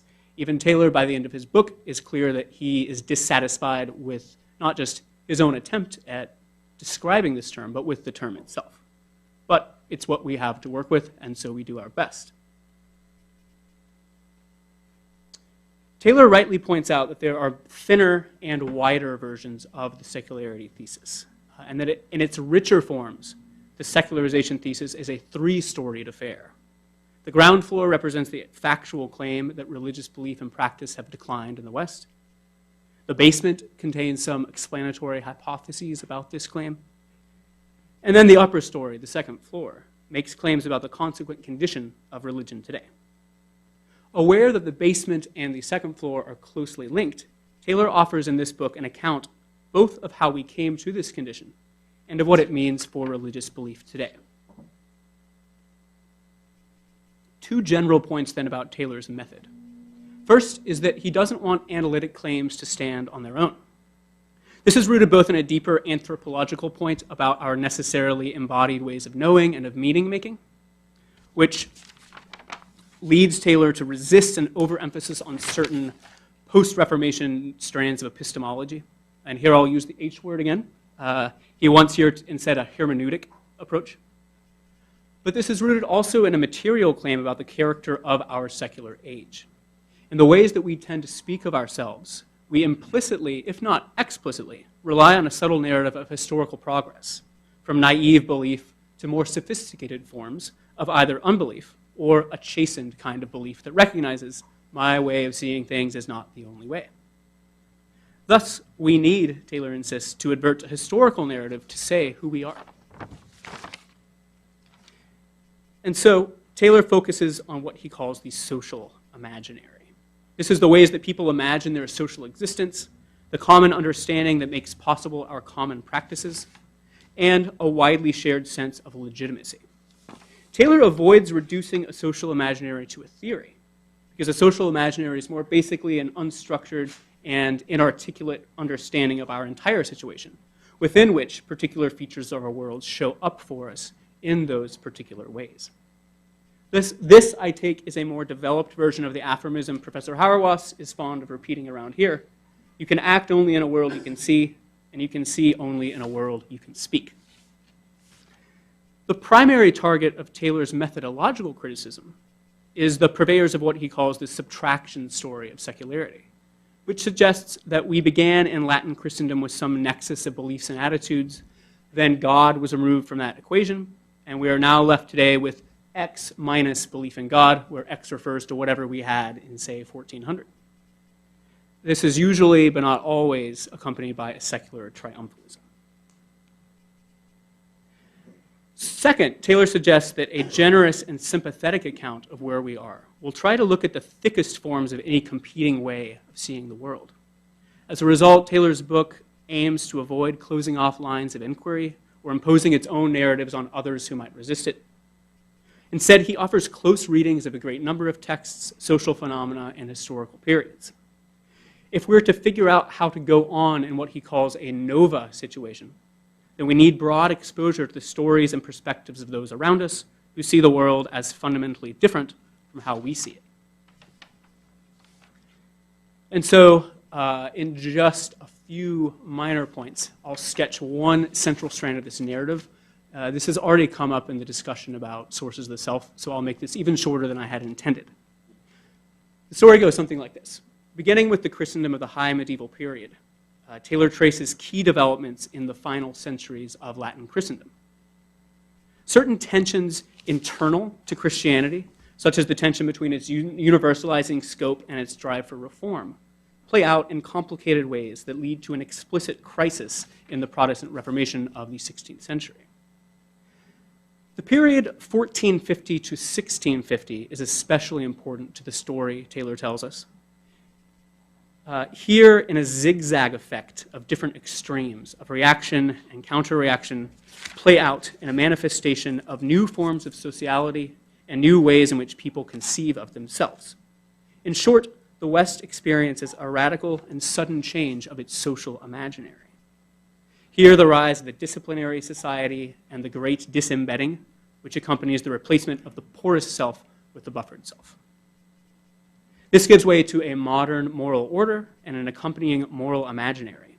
Here, several concepts become definitive: the economy, the notion of an extra-political public sphere, popular sovereignty, and the direct access society. This leads us then to a modern social imaginary in which competing worldviews mutually fragilize each other. Increasingly so in the current nova effect we experience, in which we have competing forms of ways of seeing ourselves, not just in terms of religious belief or disbelief, but in what kind of world we are in at all. So with these remarks in mind, I have two questions for Professor Taylor. The first relates to how you understand your work and its development, and the second is a theological question. All right. So first, in the first 2 years after Secular Age's publication, Professor Taylor engaged in several public exchanges about the book, and I'm sure countless more unpublished exchanges. One common critique that emerged from this focused on some of your central terms, and in particular, the concept of fullness, and then the contrastive pair of transcendence and immanence. Fullness you deploy to get at this distinction between just living and really living. And a few times you quote the lines from Porgy and Bess that I love to describe Methuselah. But who'd call that living when no gal will give in to no man who's 900 years? Your critics, however, suggest that this notion already decides the question in favor of something like Christian belief. Likewise, the conceptual distinction between transcendence and immanence does a lot of work in your narrative. You suggest that it's both indispensable for the discussion because it's so central to our dominant social imaginary today, but also you insist that it's not absolute. So my question is, in the intervening 5 or 6 years since these exchanges, have you further developed any thoughts about these terms in a way that might help us read your work differently? And to make the question broader, are there any major ways your mind has changed since 2007 about the story you tell? Second is a theological question. And the description I got of this event said political theology, so I thought this would be fair game. So at the risk of being overly schematic, I find 3 competing models of Christian church in the narrative you tell. Each is defined by first its particular conception of the identity of the holy community. Second, the conception of what that holiness consists in. And third, how that community evaluates those outside its bounds. Model number 1 is the traditional conception of Catholic Christianity. All those baptized, and for most of the Latin West, this was everyone in society, is a proper part of the holy community. Clearly not everyone is able to live up to the rigorous demands of Christian discipleship, so a multi-track or multi-speed system emerges. This dynamic will look radically different in a secular age, but I understand you to be making some kind of normative proposal for recovering that view of what Catholic ecclesiology looks like. A second model in the story is defined by what you call reform, which as an impulse deep within Christianity is not limited to the Protestant Reformation, but it finds its exemplification in Calvinist reform. Here, a high standard is set specifically for membership in the church as the holy community, but this impulse to reform exceeds those bounds and spills out into the community at large. So if you can't live up to discipleship, then we'll impose this police state of sort on your behavior to make sure you stay within certain bounds. But third is radical reform, exemplified by the Swiss Anabaptists, in which a formally identical set of demands is placed on discipleship within the community, as in the magisterial reform. But in this case, you explain, outsiders are simply dismissed as damned. So with these 3 models in mind, I have 2 questions for you. First, how do you conceive, and this is a question that has already sort of been hinted at with your exchange with Professor Fow and with Luke, but how do you conceive of the relationship between Catholicity and the magisterium? If Catholic Christianity aims at accommodating as many believers as possible within its bounds, what role do you see the magisterium as playing in managing, if not policing, those boundaries? And second, I might point to a different way of construing that third model of radical reform. There's a particularly post-Bardian way of thinking of the Anabaptist view of church that distances itself from identifying the church as heaven-bound and the world as hell-bound, instead focusing on the church and world as epistemological categories, which, while trying to avoid Rahner's imperialistic notion of the anonymous Christian, makes no judgment about saved or damned, but rather sees the church as those who, taking on this higher path of Christian discipleship, witnesses somehow to the broader shape that they believe God is bringing the world. So, thank you. Okay, well, thank you. Yes. All right, so what do I have? Do I have regrets about those terms? Yes, in a way. Well, no, I don't have regrets about fullness at all. I think it was just misunderstood, and I can't understand why people, after my Porgy and Bess analogy, want us to go on seeing it as some kind of crypto-Christian. No. I mean, in other words, I was making what I thought was an anthropological universal, okay? That everybody makes some kind of distinction between, that was really life, and that it was less so. I mean, those times in my life was really something living, and the other times were not as much so. That's one of the central distinctions people make because it helps them precisely orient themselves towards what they think is the good. I mean,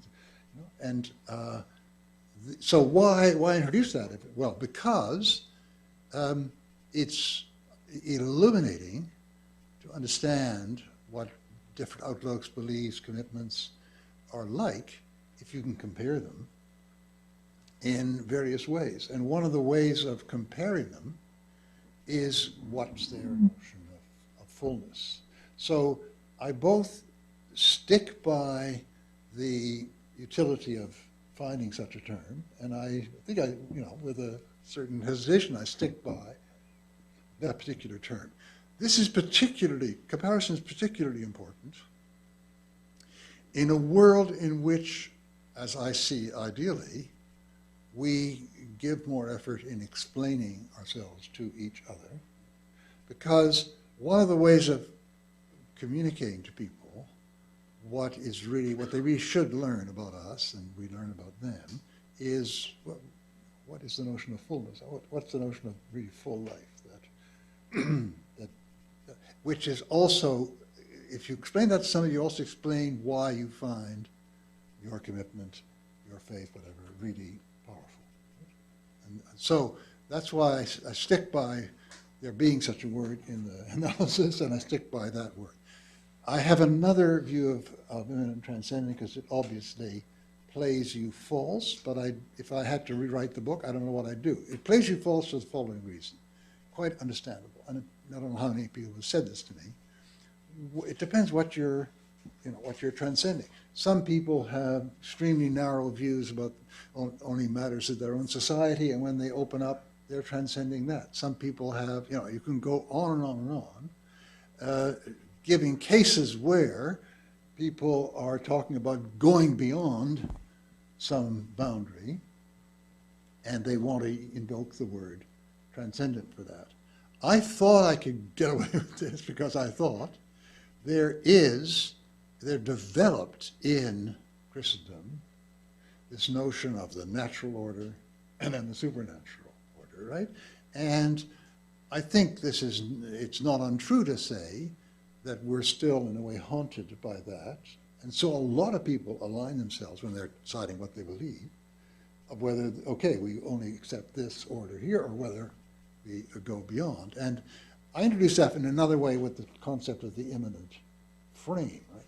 So, but maybe I should have just stuck with that and not used immanent transcendent because I don't know how many times this has been misunderstood by unhooking it from that supernatural natural distinction. Yeah. Now, there's another point that I want to take up that you said is very rightly so. I said both that this seems indispensable in people's imaginary and that it's very questionable. And I had Dudubak type reasons for wondering whether we can make that neat cut between natural and supernatural as a correct theoretical idea. But that has not necessarily anything to do with imaginaries. Imaginaries very often operate with distinctions that, on reflection, we want theoretically to reject. But I mean, my big failure here is that although I was pointing to what I think is a very common imaginary, do you want to go beyond, is there something beyond the natural order, etc.? I think that it's the refusal of many people to recognize this obviously was a failure of the book. Now, what I should have done instead of that, I'm still working over. So the second question, yeah, I suppose that I have Well, I think probably I'd like your third, or maybe I could start entirely from another place to get into the answer to that question. See, I think that one of the big, okay, this is now going to, I'm going to send some people maybe here into orbit. I apologize for it. It's very heretical. I think that we've, particularly in the West, and particularly, I suppose, since the Reformation, but also before, we've been obsessed with the issue of salvation as individual. I think that a much more important issue in the Christian faith is salvation of the world, general salvation.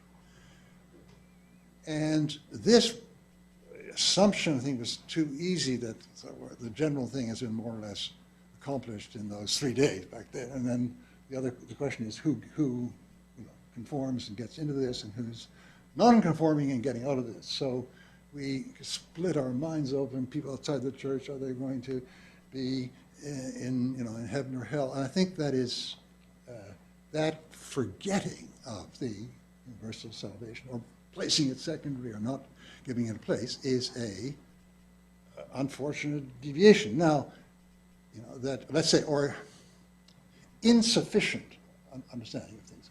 Don't say deviation. Within that insufficient understanding, certain things become terribly important to decide. How to understand that, how the world is coming closer to God. And I think that that is something we don't really understand, but if it can be, get a handle on it at all, it is rather by, my image is the mustard seed, right? What do those mustard seed mean?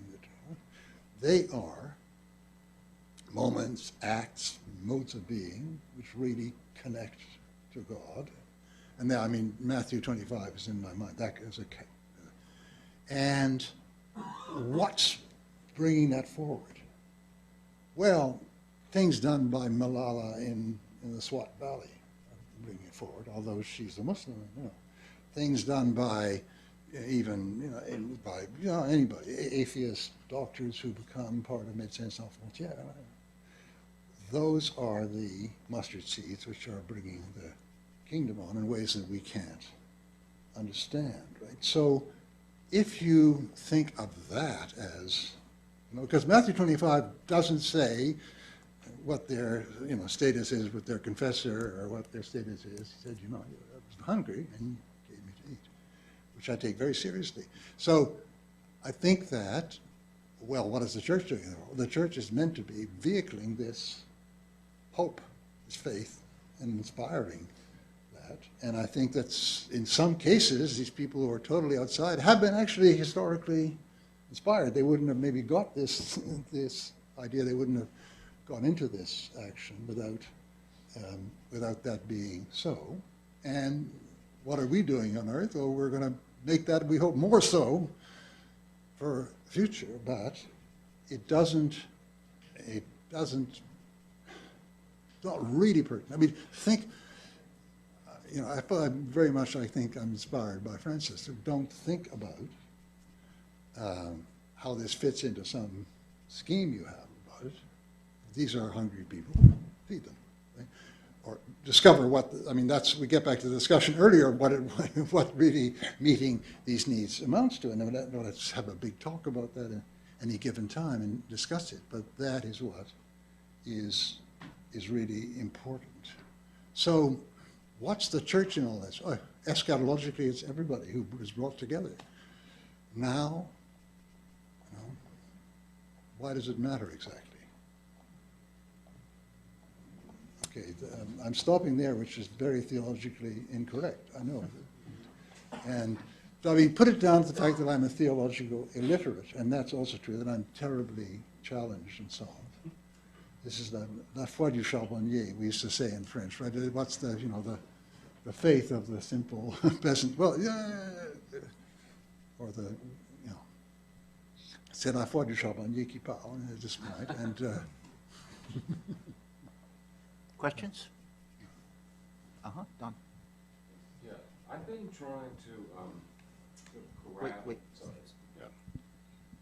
Since the first session, I've been trying to corral a set of unruly interrogative impulses, which into some sort of coherent question or comment. And I guess I'll start with, we've been talking about various traditions, particularly the tradition of Christianity, and the West as being a set of societies that emerged from modern Christendom. But of course, as you say, we live in a world with other traditions, and that had their origins in other places, and have indeed, and have gone on to develop into modern societies of various kinds. And it seems to me that all of these different traditions, religious traditions, major religious traditions, look back in time to some set of or involve reference to some sort of set of texts, some and or defining moments of experience, of the experience of the community, certain key events like the Passover in Judaism, and things like that, and that this is the sort of the source of, or the people in this tradition look back to these things as the source of what they return to over and over again in their efforts to grapple with the tasks that you were mentioning, about encountering other peoples, while still maintaining the integrity of your tradition in some way, looking back to the tradition, to these sources, and trying to answer questions about how can we modify, or should we modify, in the face of realities, these kinds of things. And all of these it seems like these major traditions originated, roughly around in a similar period of time. Some people have called it the axial age, whatever. Anyway, but of course, human beings were social cultural beings, and also religious beings for a long time before that. And so I'm trying to think about, it seemed like it was one of the questions sort of recurring in here is the question of what are the sources of normativity, that is, your vision of the good against which you measure and attempt to answer various kinds of questions. And it seems like certainly in Christianity and in these other traditions, you look back, you always go back to this in some way, and possibly, there's a tradition of commentary on the texts. In the Catholic Church, there's also a tradition of saints, which I see as recognition of lives who, in a naturalistic framework, they're somehow exemplary for aspects of this tradition. And so you consult these things when you're faced with dilemmas, and you have, in any case. So I'm trying to imagine, suppose you see yourself standing in the present moment and looking not only back 2,000 or 3,000 years, but forward 2,000 or 3,000 years. Yeah. And think about, do you think that it's possible, to see human life within a framework in which these kinds of, the sorts of traditions that are embodied in these various ways, against which people, that articulate this vision of a good life and good society, and against which people measure their decisions and shape their lives, as somehow possible outside of what has been traditionally a religious tradition, but not maybe outside a religious tradition in the broadest sense. Here I'm thinking of Geertz's idea of religion embodying a set of sacred symbols, and these symbols, what they do is they unify, they somehow integrate and unify the ethos and the worldview. There's our understanding of the natural world and how we think about we ought to live, the vision of the good, and that it's not about God or any sort of theistic or supernatural sort of source in this, as I see it anyway.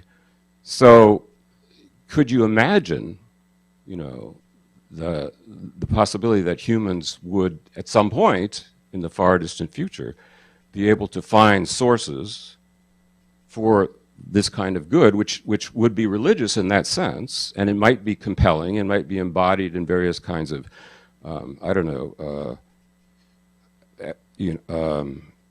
traditions of discourse, commenting on it, rituals, in which you enact certain things which somehow provide you with insight into what you think is the essential good. You know, sort of an aesthetic dimension, which is, you know, which is deeply compelling in ways that discourse can't be, and various things like that, and that it would be religious in that sense. So the alternative to a contemporary sort of a religious standpoint standing within a tradition would not be what Kitcher calls militant modern atheism, but something else, which would in some sense be religious, but wouldn't be theistic. I don't know if that makes sense. Sure. I mean, of course. Ronnie Dworkin is already talking about the religion of God. I mean, that's a possibility. I mean, I think not only can I imagine that, I think it's happening. I think it's happening as part of the process that I try to call the nova. I mean, that people are constantly, you know, working out new positions, and that's probably, I'm not looking at 2,000 years, but you know, in the present age, we seem to be moving into pluralism of that kind, and that would be one of the kinds, right? That would replace the religions that we know seems to me to be highly improbable. And then the question of where I want to stand, I don't see that kind of power. Power which could. See, then I see it very much within the Christian framework that I've tried to describe, this kind of, transformative action, agape, in the world. And so, but I think that is going to be one voice among many, one path among many. And not only de facto, but we're going to be all, in many parts of the world, mixed up together. I mean, take any large globalizing city today, and you have, just thousands of things, including ones that nobody could imagine. Like there's one that exists today. It's a kind of amalgam of Afro-Brazilian religion in the east of the country, transplanted to Amazonia with another kind of fusion with an Amazonian religion, and it has most of its adepts in Japan. That's, okay, get your mind around that. That's globalization. That's part of our future. So that is going to be the predicament in which Christian charisma is going to be heard or not heard. But I don't see that, and that's not that kind of, it's not the kind of religion you're talking about yet. It's something different again, right? Because they've taken certain very powerful ritual traditions, both from Yoruba religion and later Amazonian religion, but there's a kind of axial dimension. There's an idea of spiritual growth. There's an idea of communion, which as it were, promotes this spiritual growth, so which brings in this kind of axial dimension. And this is what's happening in a lot of globalized cities in the world, that you get this kind of, that they're to some extent affecting each other. But what is striking is the tremendous pluralism of the situation. So I do, very simply abstracting from, projecting, or what's the word? What do you call it? Extrapolating, that's what I'm looking for, from our present predicament. I think this is going to go on and increase. But there will never be a world religion without God. I mean, there'll never be all coming together, I don't think. Let me remind you, if you have questions, please raise your hand so I can write your name down. Yeah, Let me just build a little bit on this and ask a question about the secular age itself, and whether and to what extent it could be understood still as a Christian age. And I'm thinking here, when you talk about radical reform, the radical Reformation, people, especially Servetus, the anti-Trinitarians, the Unitarians, who become what you call deists eventually, but whether or not there isn't a kind of necessary path that requires them to sustain a whole lot of Christian belief and to put it in different places. For example, human rights. Right? We still even today, though we're not Kantians, people generally tend to treat human life as sacred in some sense, and we take killing to be sacred. So even without an explicit Christ being the center of religion, and Christ is continually diminished within that whole anti-Trinitarian message, they don't still retain lots of the Christian moral teachings that make it. And so in that way, the secular age is really not the age of the atheist. It's the age of the radical Protestant, and therefore seen by Catholics often as a heterodox or orthodox or atheist age. Yeah, right. So, and that's another way of saying that the original impact of the gospel flips outside the boundaries of the orthodox, whatever you call it, church, however you draw that, begins to move things outside, sometimes in ways that turn bad and sometimes in ways that are obviously good. I mean, obviously part of these mustard seeds. And how it works is so hard for us to understand. And it's presumptuous for us to think we do understand. So we just have to be able to recognize those and move with them and try to promote them and try to be the kind of church that,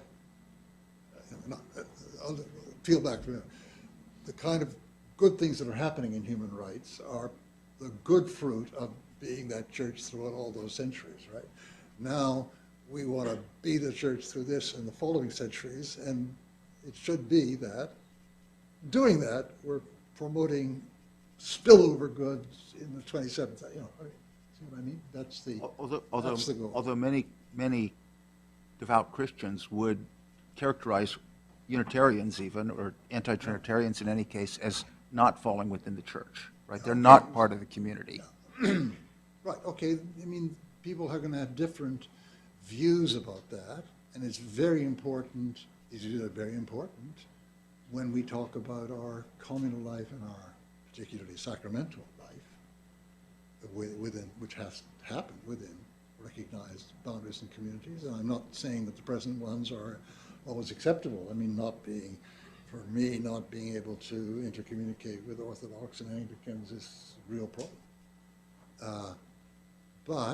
So that's very important for that reason, but it's not important for issues of, salvation is not necessarily important, but God, the Spirit floweth where it listeth, and it's not important for judging whether these are really mustard seeds of the ultimate kingdom, which the discernment is what's being done, what's happening. Okay, I have Michael first and then over here. Thank you again for being willing to come here and talk to us. My question is about who it is that is secular.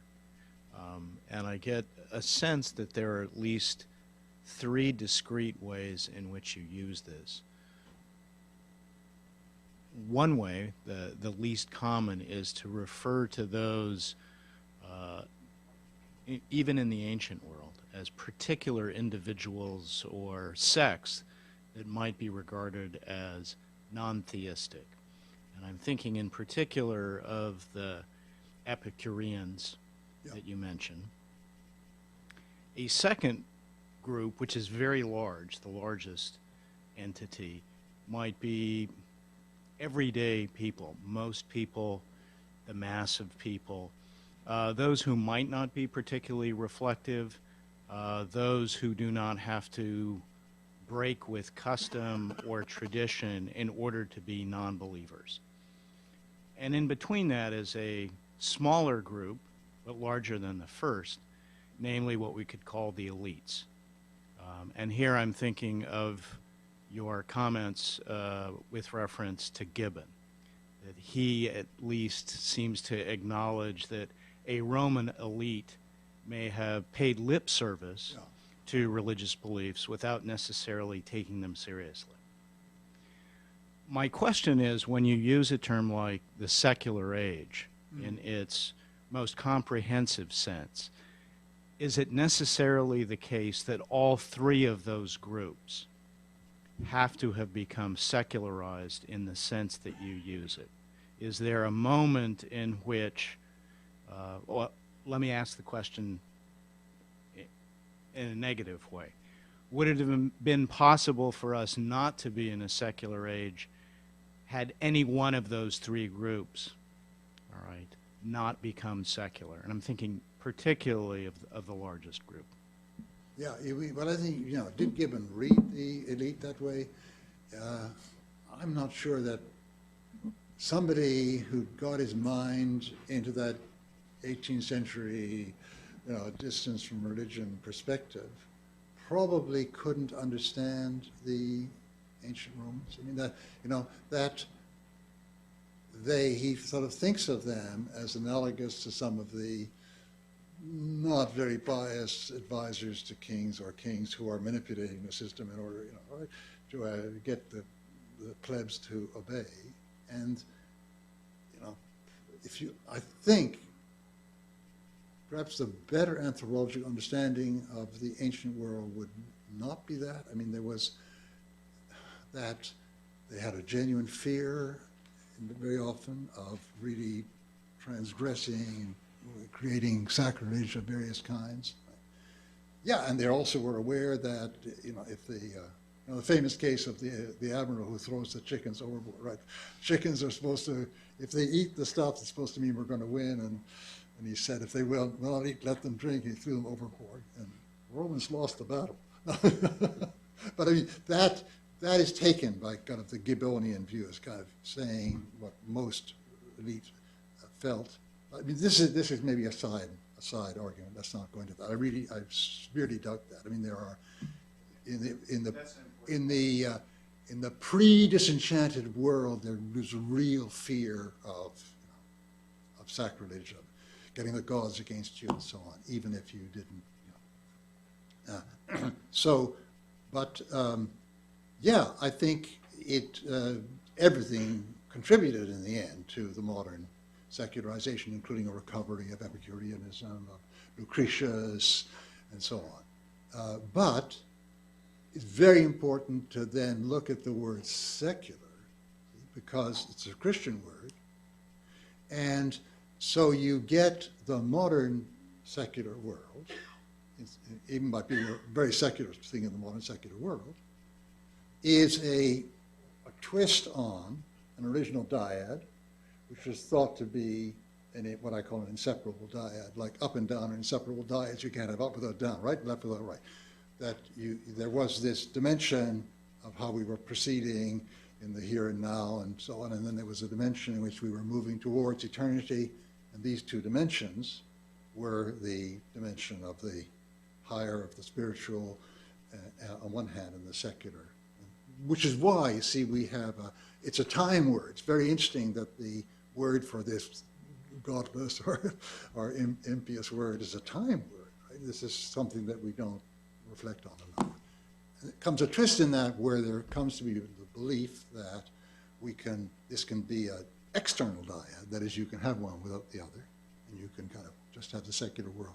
Well, getting by that route is to have something very different from whatever sort of secretly unbelieving Roman emperor or consul might have been, or the first category or even the Epicureans, see, because it's not, it's all bound up with a notion of an order, natural order, in which we can dominate and shape and make. The activism of the modern secular is really absent from the Lucretian outlook, which is much more, we want to have this outlook because we want to have ataraxia and not be troubled by the gods and so on, and to sink into be part of this great natural movement and so on. So it's something, see, in all these ways, the modern secular is, unless you define it simply as not believing in a transcendent God, right? Unless you define it that way, it's something very, very different. So it's hard to discuss it if you just take what it has in common with, there were atheists, there always were, or even the people that had various kind of atheistic beliefs in that another great axial epoch is the epoch of all the renouncers, out of which Buddha emerges as the most important figure for us, right? But there were all sorts of others, Jains and others, and there were various kinds of atheists at that time, and there was just anything you can think of. There was some minority of people who were proposing it, and sort of rivalry and disputes, et cetera, et cetera. You know, from the 5th, 4th, 3rd century BCE, right? So again, it's not those kind of atheists that existed there. It's not just that everybody's fallen into that. We have a very, very different way of grasping the world to be secular today, which actually straddles, is in common in many respects between believers and unbelievers today. We share this kind of what I call immanent frame, which is very much the idea of an activist remaking the world frame, for better or for worse. I mean, we may wreck the boat and the bus in the process. See? So for all those reasons, maybe I'm sounding like a typical philosopher making meaningless fine distinctions, but I think that we have to make these kind of distinctions and see secularity in its full semantic force in the modern world. Over here, question? Yeah, I want to, speaking about religious discourse and the secular age, I want to come back to something that was brought up a little earlier about happiness, economics, and the issue of what seems to me to be a sort of a version of false consciousness style arguments, where a person would sort of say, hey, you know what, I'm trying to maximize my own happiness, this is the way I find fulfillment, and people in this room, you know, sort of be like, you know, that's too thin, and you're not really happy, you know, you don't really realize, but you're missing out on something, and how that type of move could be very easily sort of deployed against your openness, you know, where somebody who's, you know, very seriously conservative Christian tradition could say, you know, you really think you're being open and loving by telling people you know, there's no real risk of damnation, but in reality, you know, there's this. So I'm wondering to what extent, you know, these sort of false, how we can deal with these issues of sort of false appeals to false consciousness, meaning, you know, the argument, the example from earlier was the case of gay marriage. You said, look, I meet these people, I know people, they have these loving relationships in this context, and so I learn from that experience.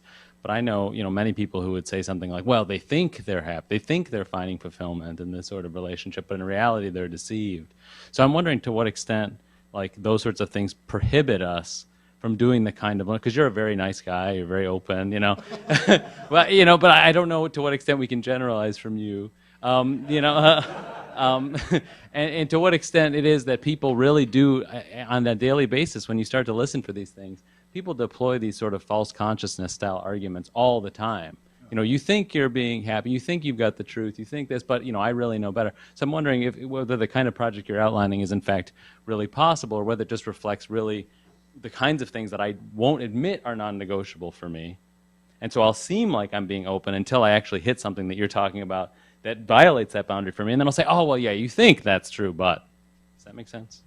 Makes perfect sense. But I mean, the response to that is the injunction to look and see is not fulfilled, but is shirked or shied away from by your saying, oh, it looks okay, but it's false consciousness. You won't look at it. I mean, if somebody wants to make that move, that's maybe psychologically understandable, but it's not epistemically right. But admissible. Okay, but let me push back against this then. So let's come back to the example of what if somebody says, you know what, I go play golf, I play with my kids, I don't believe in God, I feel like I'm happy, I'm fulfilled, I don't have a crisis of meaning, I don't feel my life is impoverished or thin, you know, I feel good. You know, life seems like it's pretty good. Well, and happiness. Right. Okay. Right. And right. So that the idea is the person doesn't feel this absence. So I'm wondering to what extent, because it seemed like the exchange here, and I actually can see both sides of this. But so the exchange that you guys had here was sort of like, you know, these people, you know, they don't get it. And I'm wondering if you're doing. You see what I'm saying? That the very thing, you know, you're looking at them saying, well, because they're taking this view, that really can't be sort of an authentic expression. But this is much more plausible than that, right? Because this was these kind of states that were abstracted. You said, I'm playing golf, I'm loving my children, and presumably you have a wonderful relation with your wife, with your partner. Now, that's totally plausible. I mean, okay, so you don't feel the dark night of the soul. Well, indeed, maybe you're missing something, but that you have something there is fully plausible. So, okay, then life is also growing old, dying, losing control. And how does it stack up? And, you know, this is the kind of question that one might want to ask, or that life would force you to ask at a certain point. But these are utterly different examples, you see. No. Yeah. Take something in the middle. Yeah. What if I were a valley girl and I said to you, I really like to shop, right? Going to the mall is, you know, that's the peak of human existence. And, you know, especially with daddy's credit card, you know, and you know, I realize I'm going to get old someday, but it's all going to be worse than this. This is the best that life has to offer. Yeah. I mean, say that when you're 40. I mean, Well, no, I get that. Yeah, I mean, yes. Okay, I have David first. You're equidistant from microphone. First, thank you for coming here, and I've got to say I've always profited from engagement with your work. I want to connect maybe with what Steve was saying to your remark about Hume near the beginning of this discussion. And you said that Hume got the felt part right, the feeling part right, but not the perception. And indeed, many of your remarks are in line with that, the look and see part, and our being able to engage in dialogue with each other if we try to find common points of perception and coming against realities. But a lot of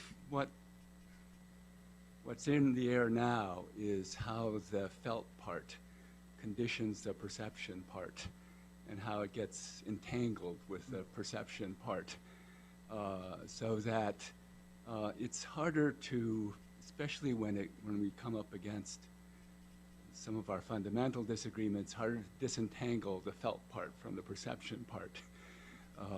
And so, while deeply sympathetic to your call to be open and respectful, one can't help but be a bit pessimistic about how we are divided into islands of feeling, each with our own confirming perceptions.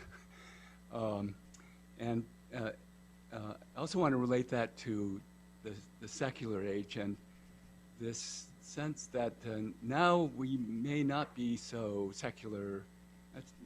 And I have in mind forms of evangelical Christianity, which are now extremely powerful and accumulating followers. And I think it's in part they're getting something out of it, perhaps feeling that more discursive and dialogical forms of religious tradition have perhaps lost. And perhaps that is partly accounts for the power of evangelical movements. Mm-hmm. But I think, again, that presents a challenge to those of us who would like to try to understand and engage in dialogue, but oftentimes confront a kind of emotional wall or some distance in terms of a feeling that affects perception and dialogue, our ability to engage in dialogue.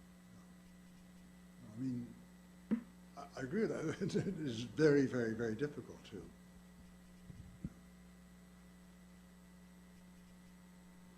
Can I give just a further example of that?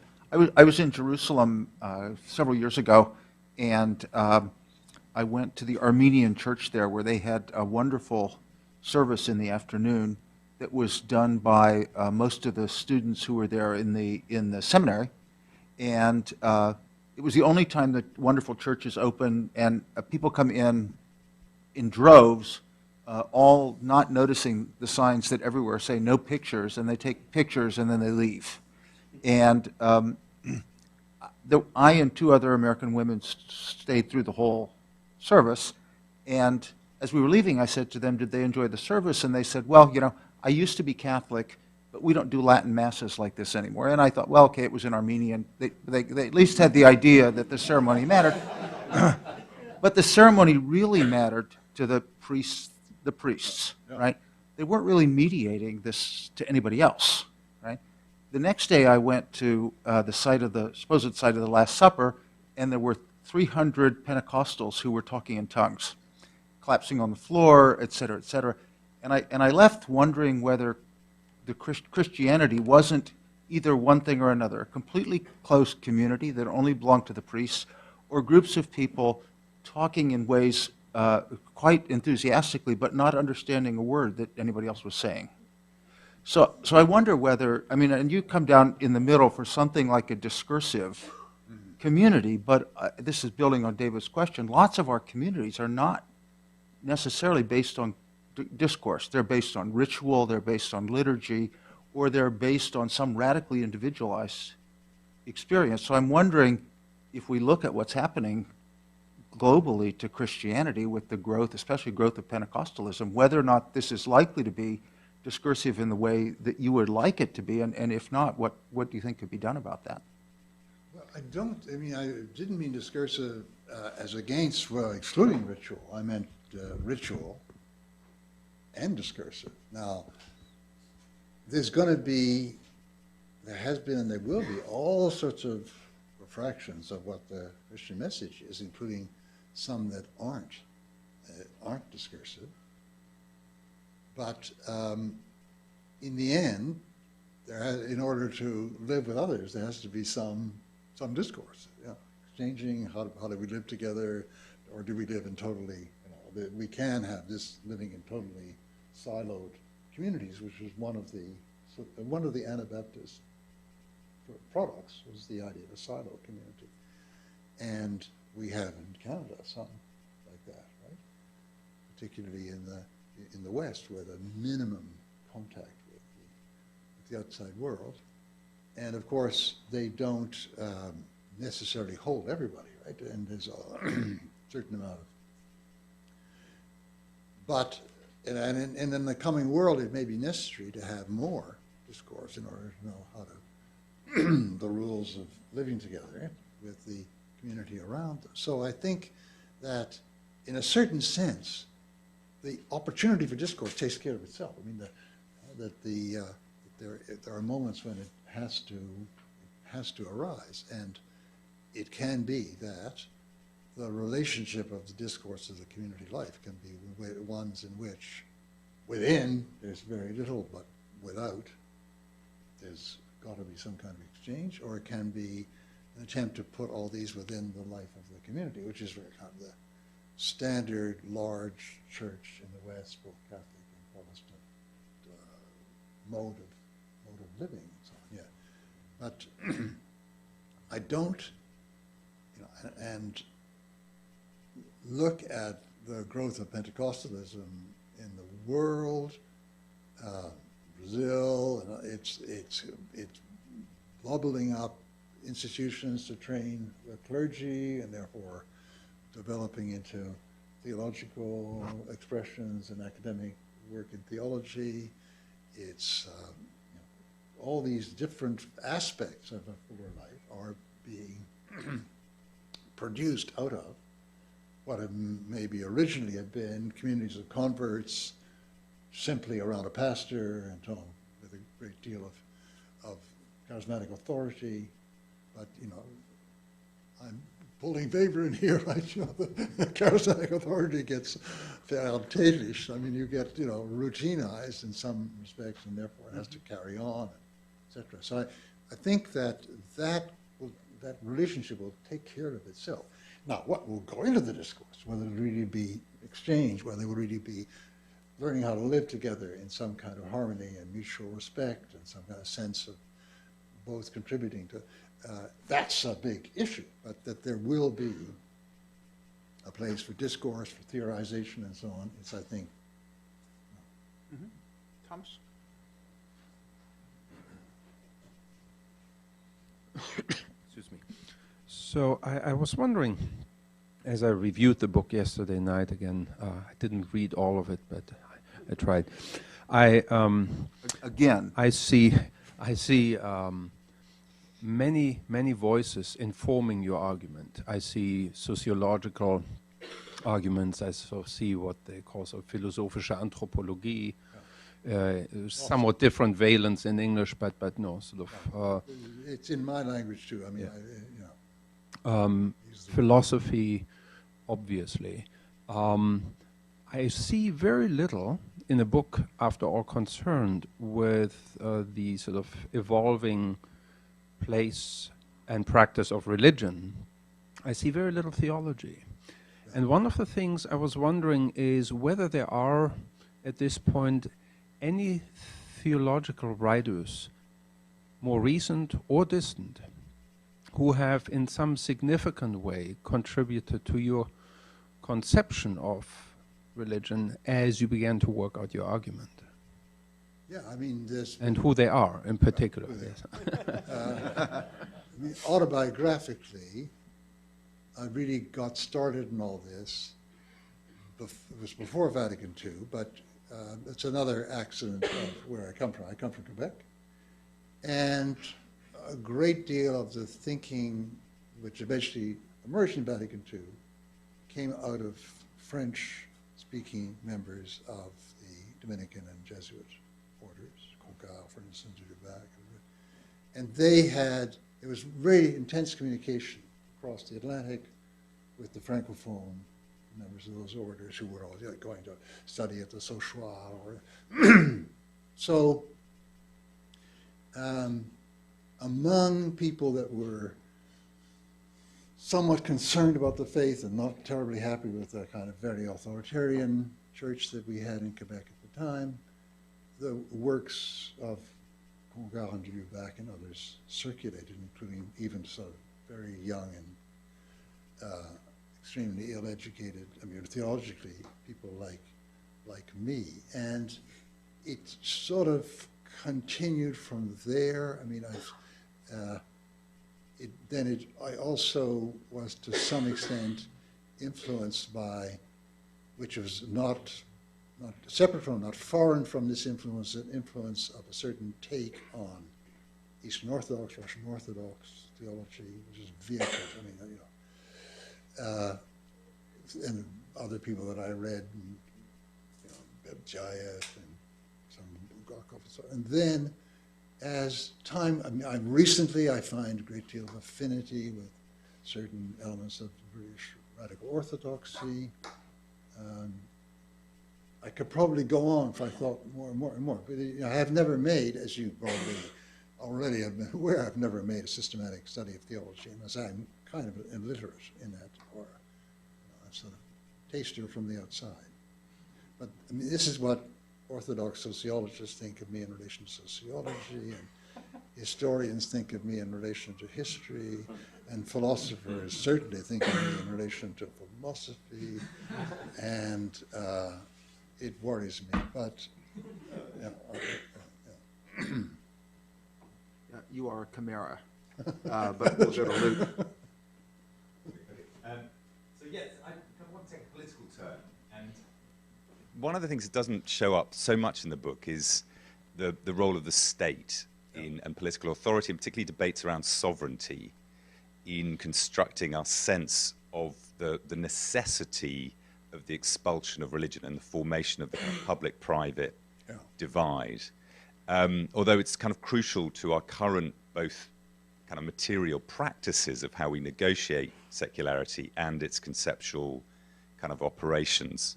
And I just wondered that there's this, you very much specify, you're talking about Latin Christendom, and then in Latin Christendom there's this hugely significant move, particularly from Pope Gelasius onwards, in the kind of 5th century, of the doctrine of the two. And so that there should be a proper division, and it is a theological division. After Christ, there can be no sacral kingship. And there's always an attempt to overcome that. And we have, this is kind of Kantorowicz's point about the attempts to kind of re-sacralize political authority. Into the modern period, we have this debate where Rousseau has this great line about who's going to join the two-headed eagle again, that we've got to kind of reconnect them. And Rousseau looks at some kind of civil religion, Hegel reading Rousseau, and particularly the early Hegel, kind of has this idealized Greek religion where he says everything's operating together, and the political and the religious are all. And we've kind of rejected that view, you know, particularly post-Second World War, and gone back to a kind of stricter public-private divide. One of the things I'm interested in, you see it particularly working out in Europe, and this is a lot of the contest over Islam, which has obviously pressed the question, is precisely in a context of hyperdiversity brought on by economic globalization and migration, when very different constructions of the sense of what it means to be religion in public and the public-private divide are operating, and they're not operating divided by geography. There's Indian secularity, there's Chinese secularity, here's Western Latin secularity, but they're neighbors on the same street.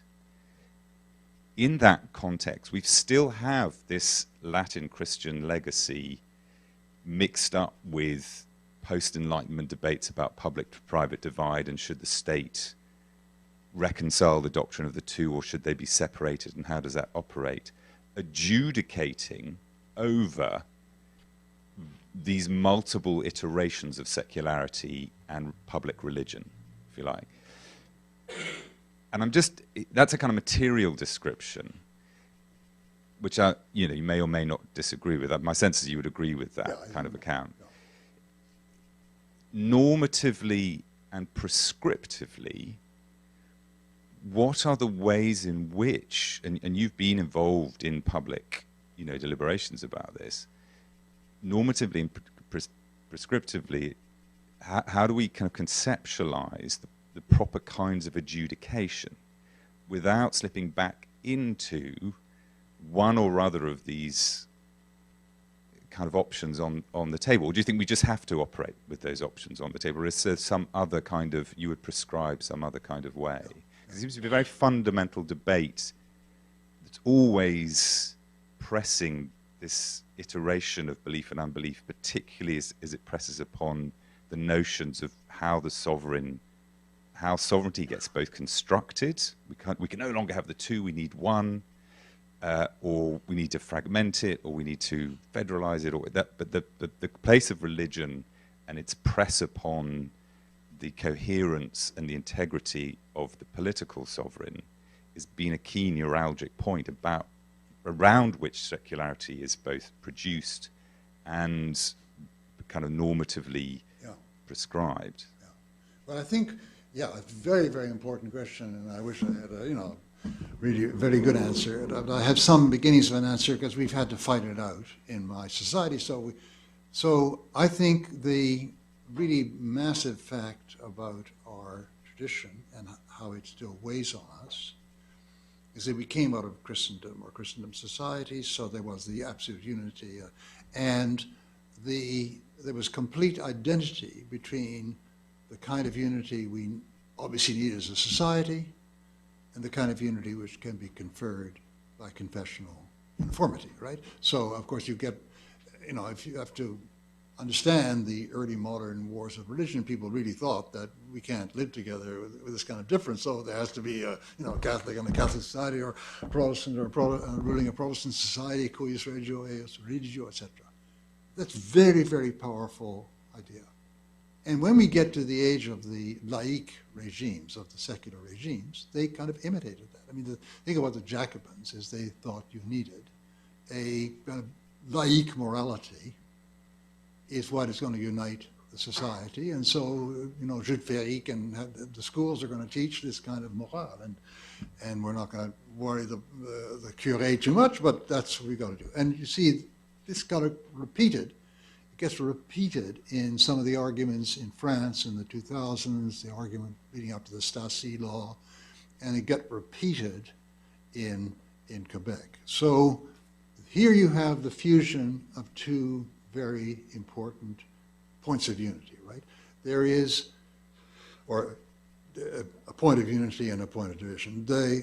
Where the perception is right is that any democratic society needs a very powerful sense of cohesion in order to have the solidarity, in order to have people do what they've got to do without being, at bayonet point, forced to pay their taxes, and for all these, in order to have even a debate which people can have confidence in, I have to know that you're really talking about the common good when we exchange and not thinking about just your gang over there and not worried about us and so on. So you need this powerful sense of unity. And if you're Rousseau, who saw that, you think, well, it has to have a religious expression.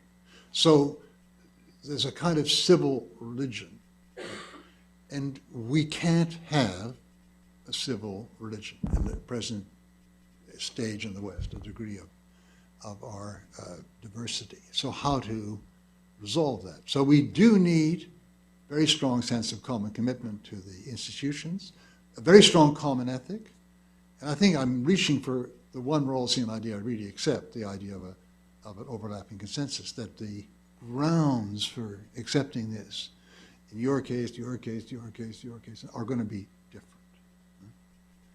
And so the difficulty is getting people over the almost unreflecting idea that comes to us from our whole past, that you can't unify the society unless you have, if you like, a civil religion, I mean a real religion, a civil religion, but there's not room in this country for, as they say in Westerns, there's not room in this country for you and me, and sort of thing.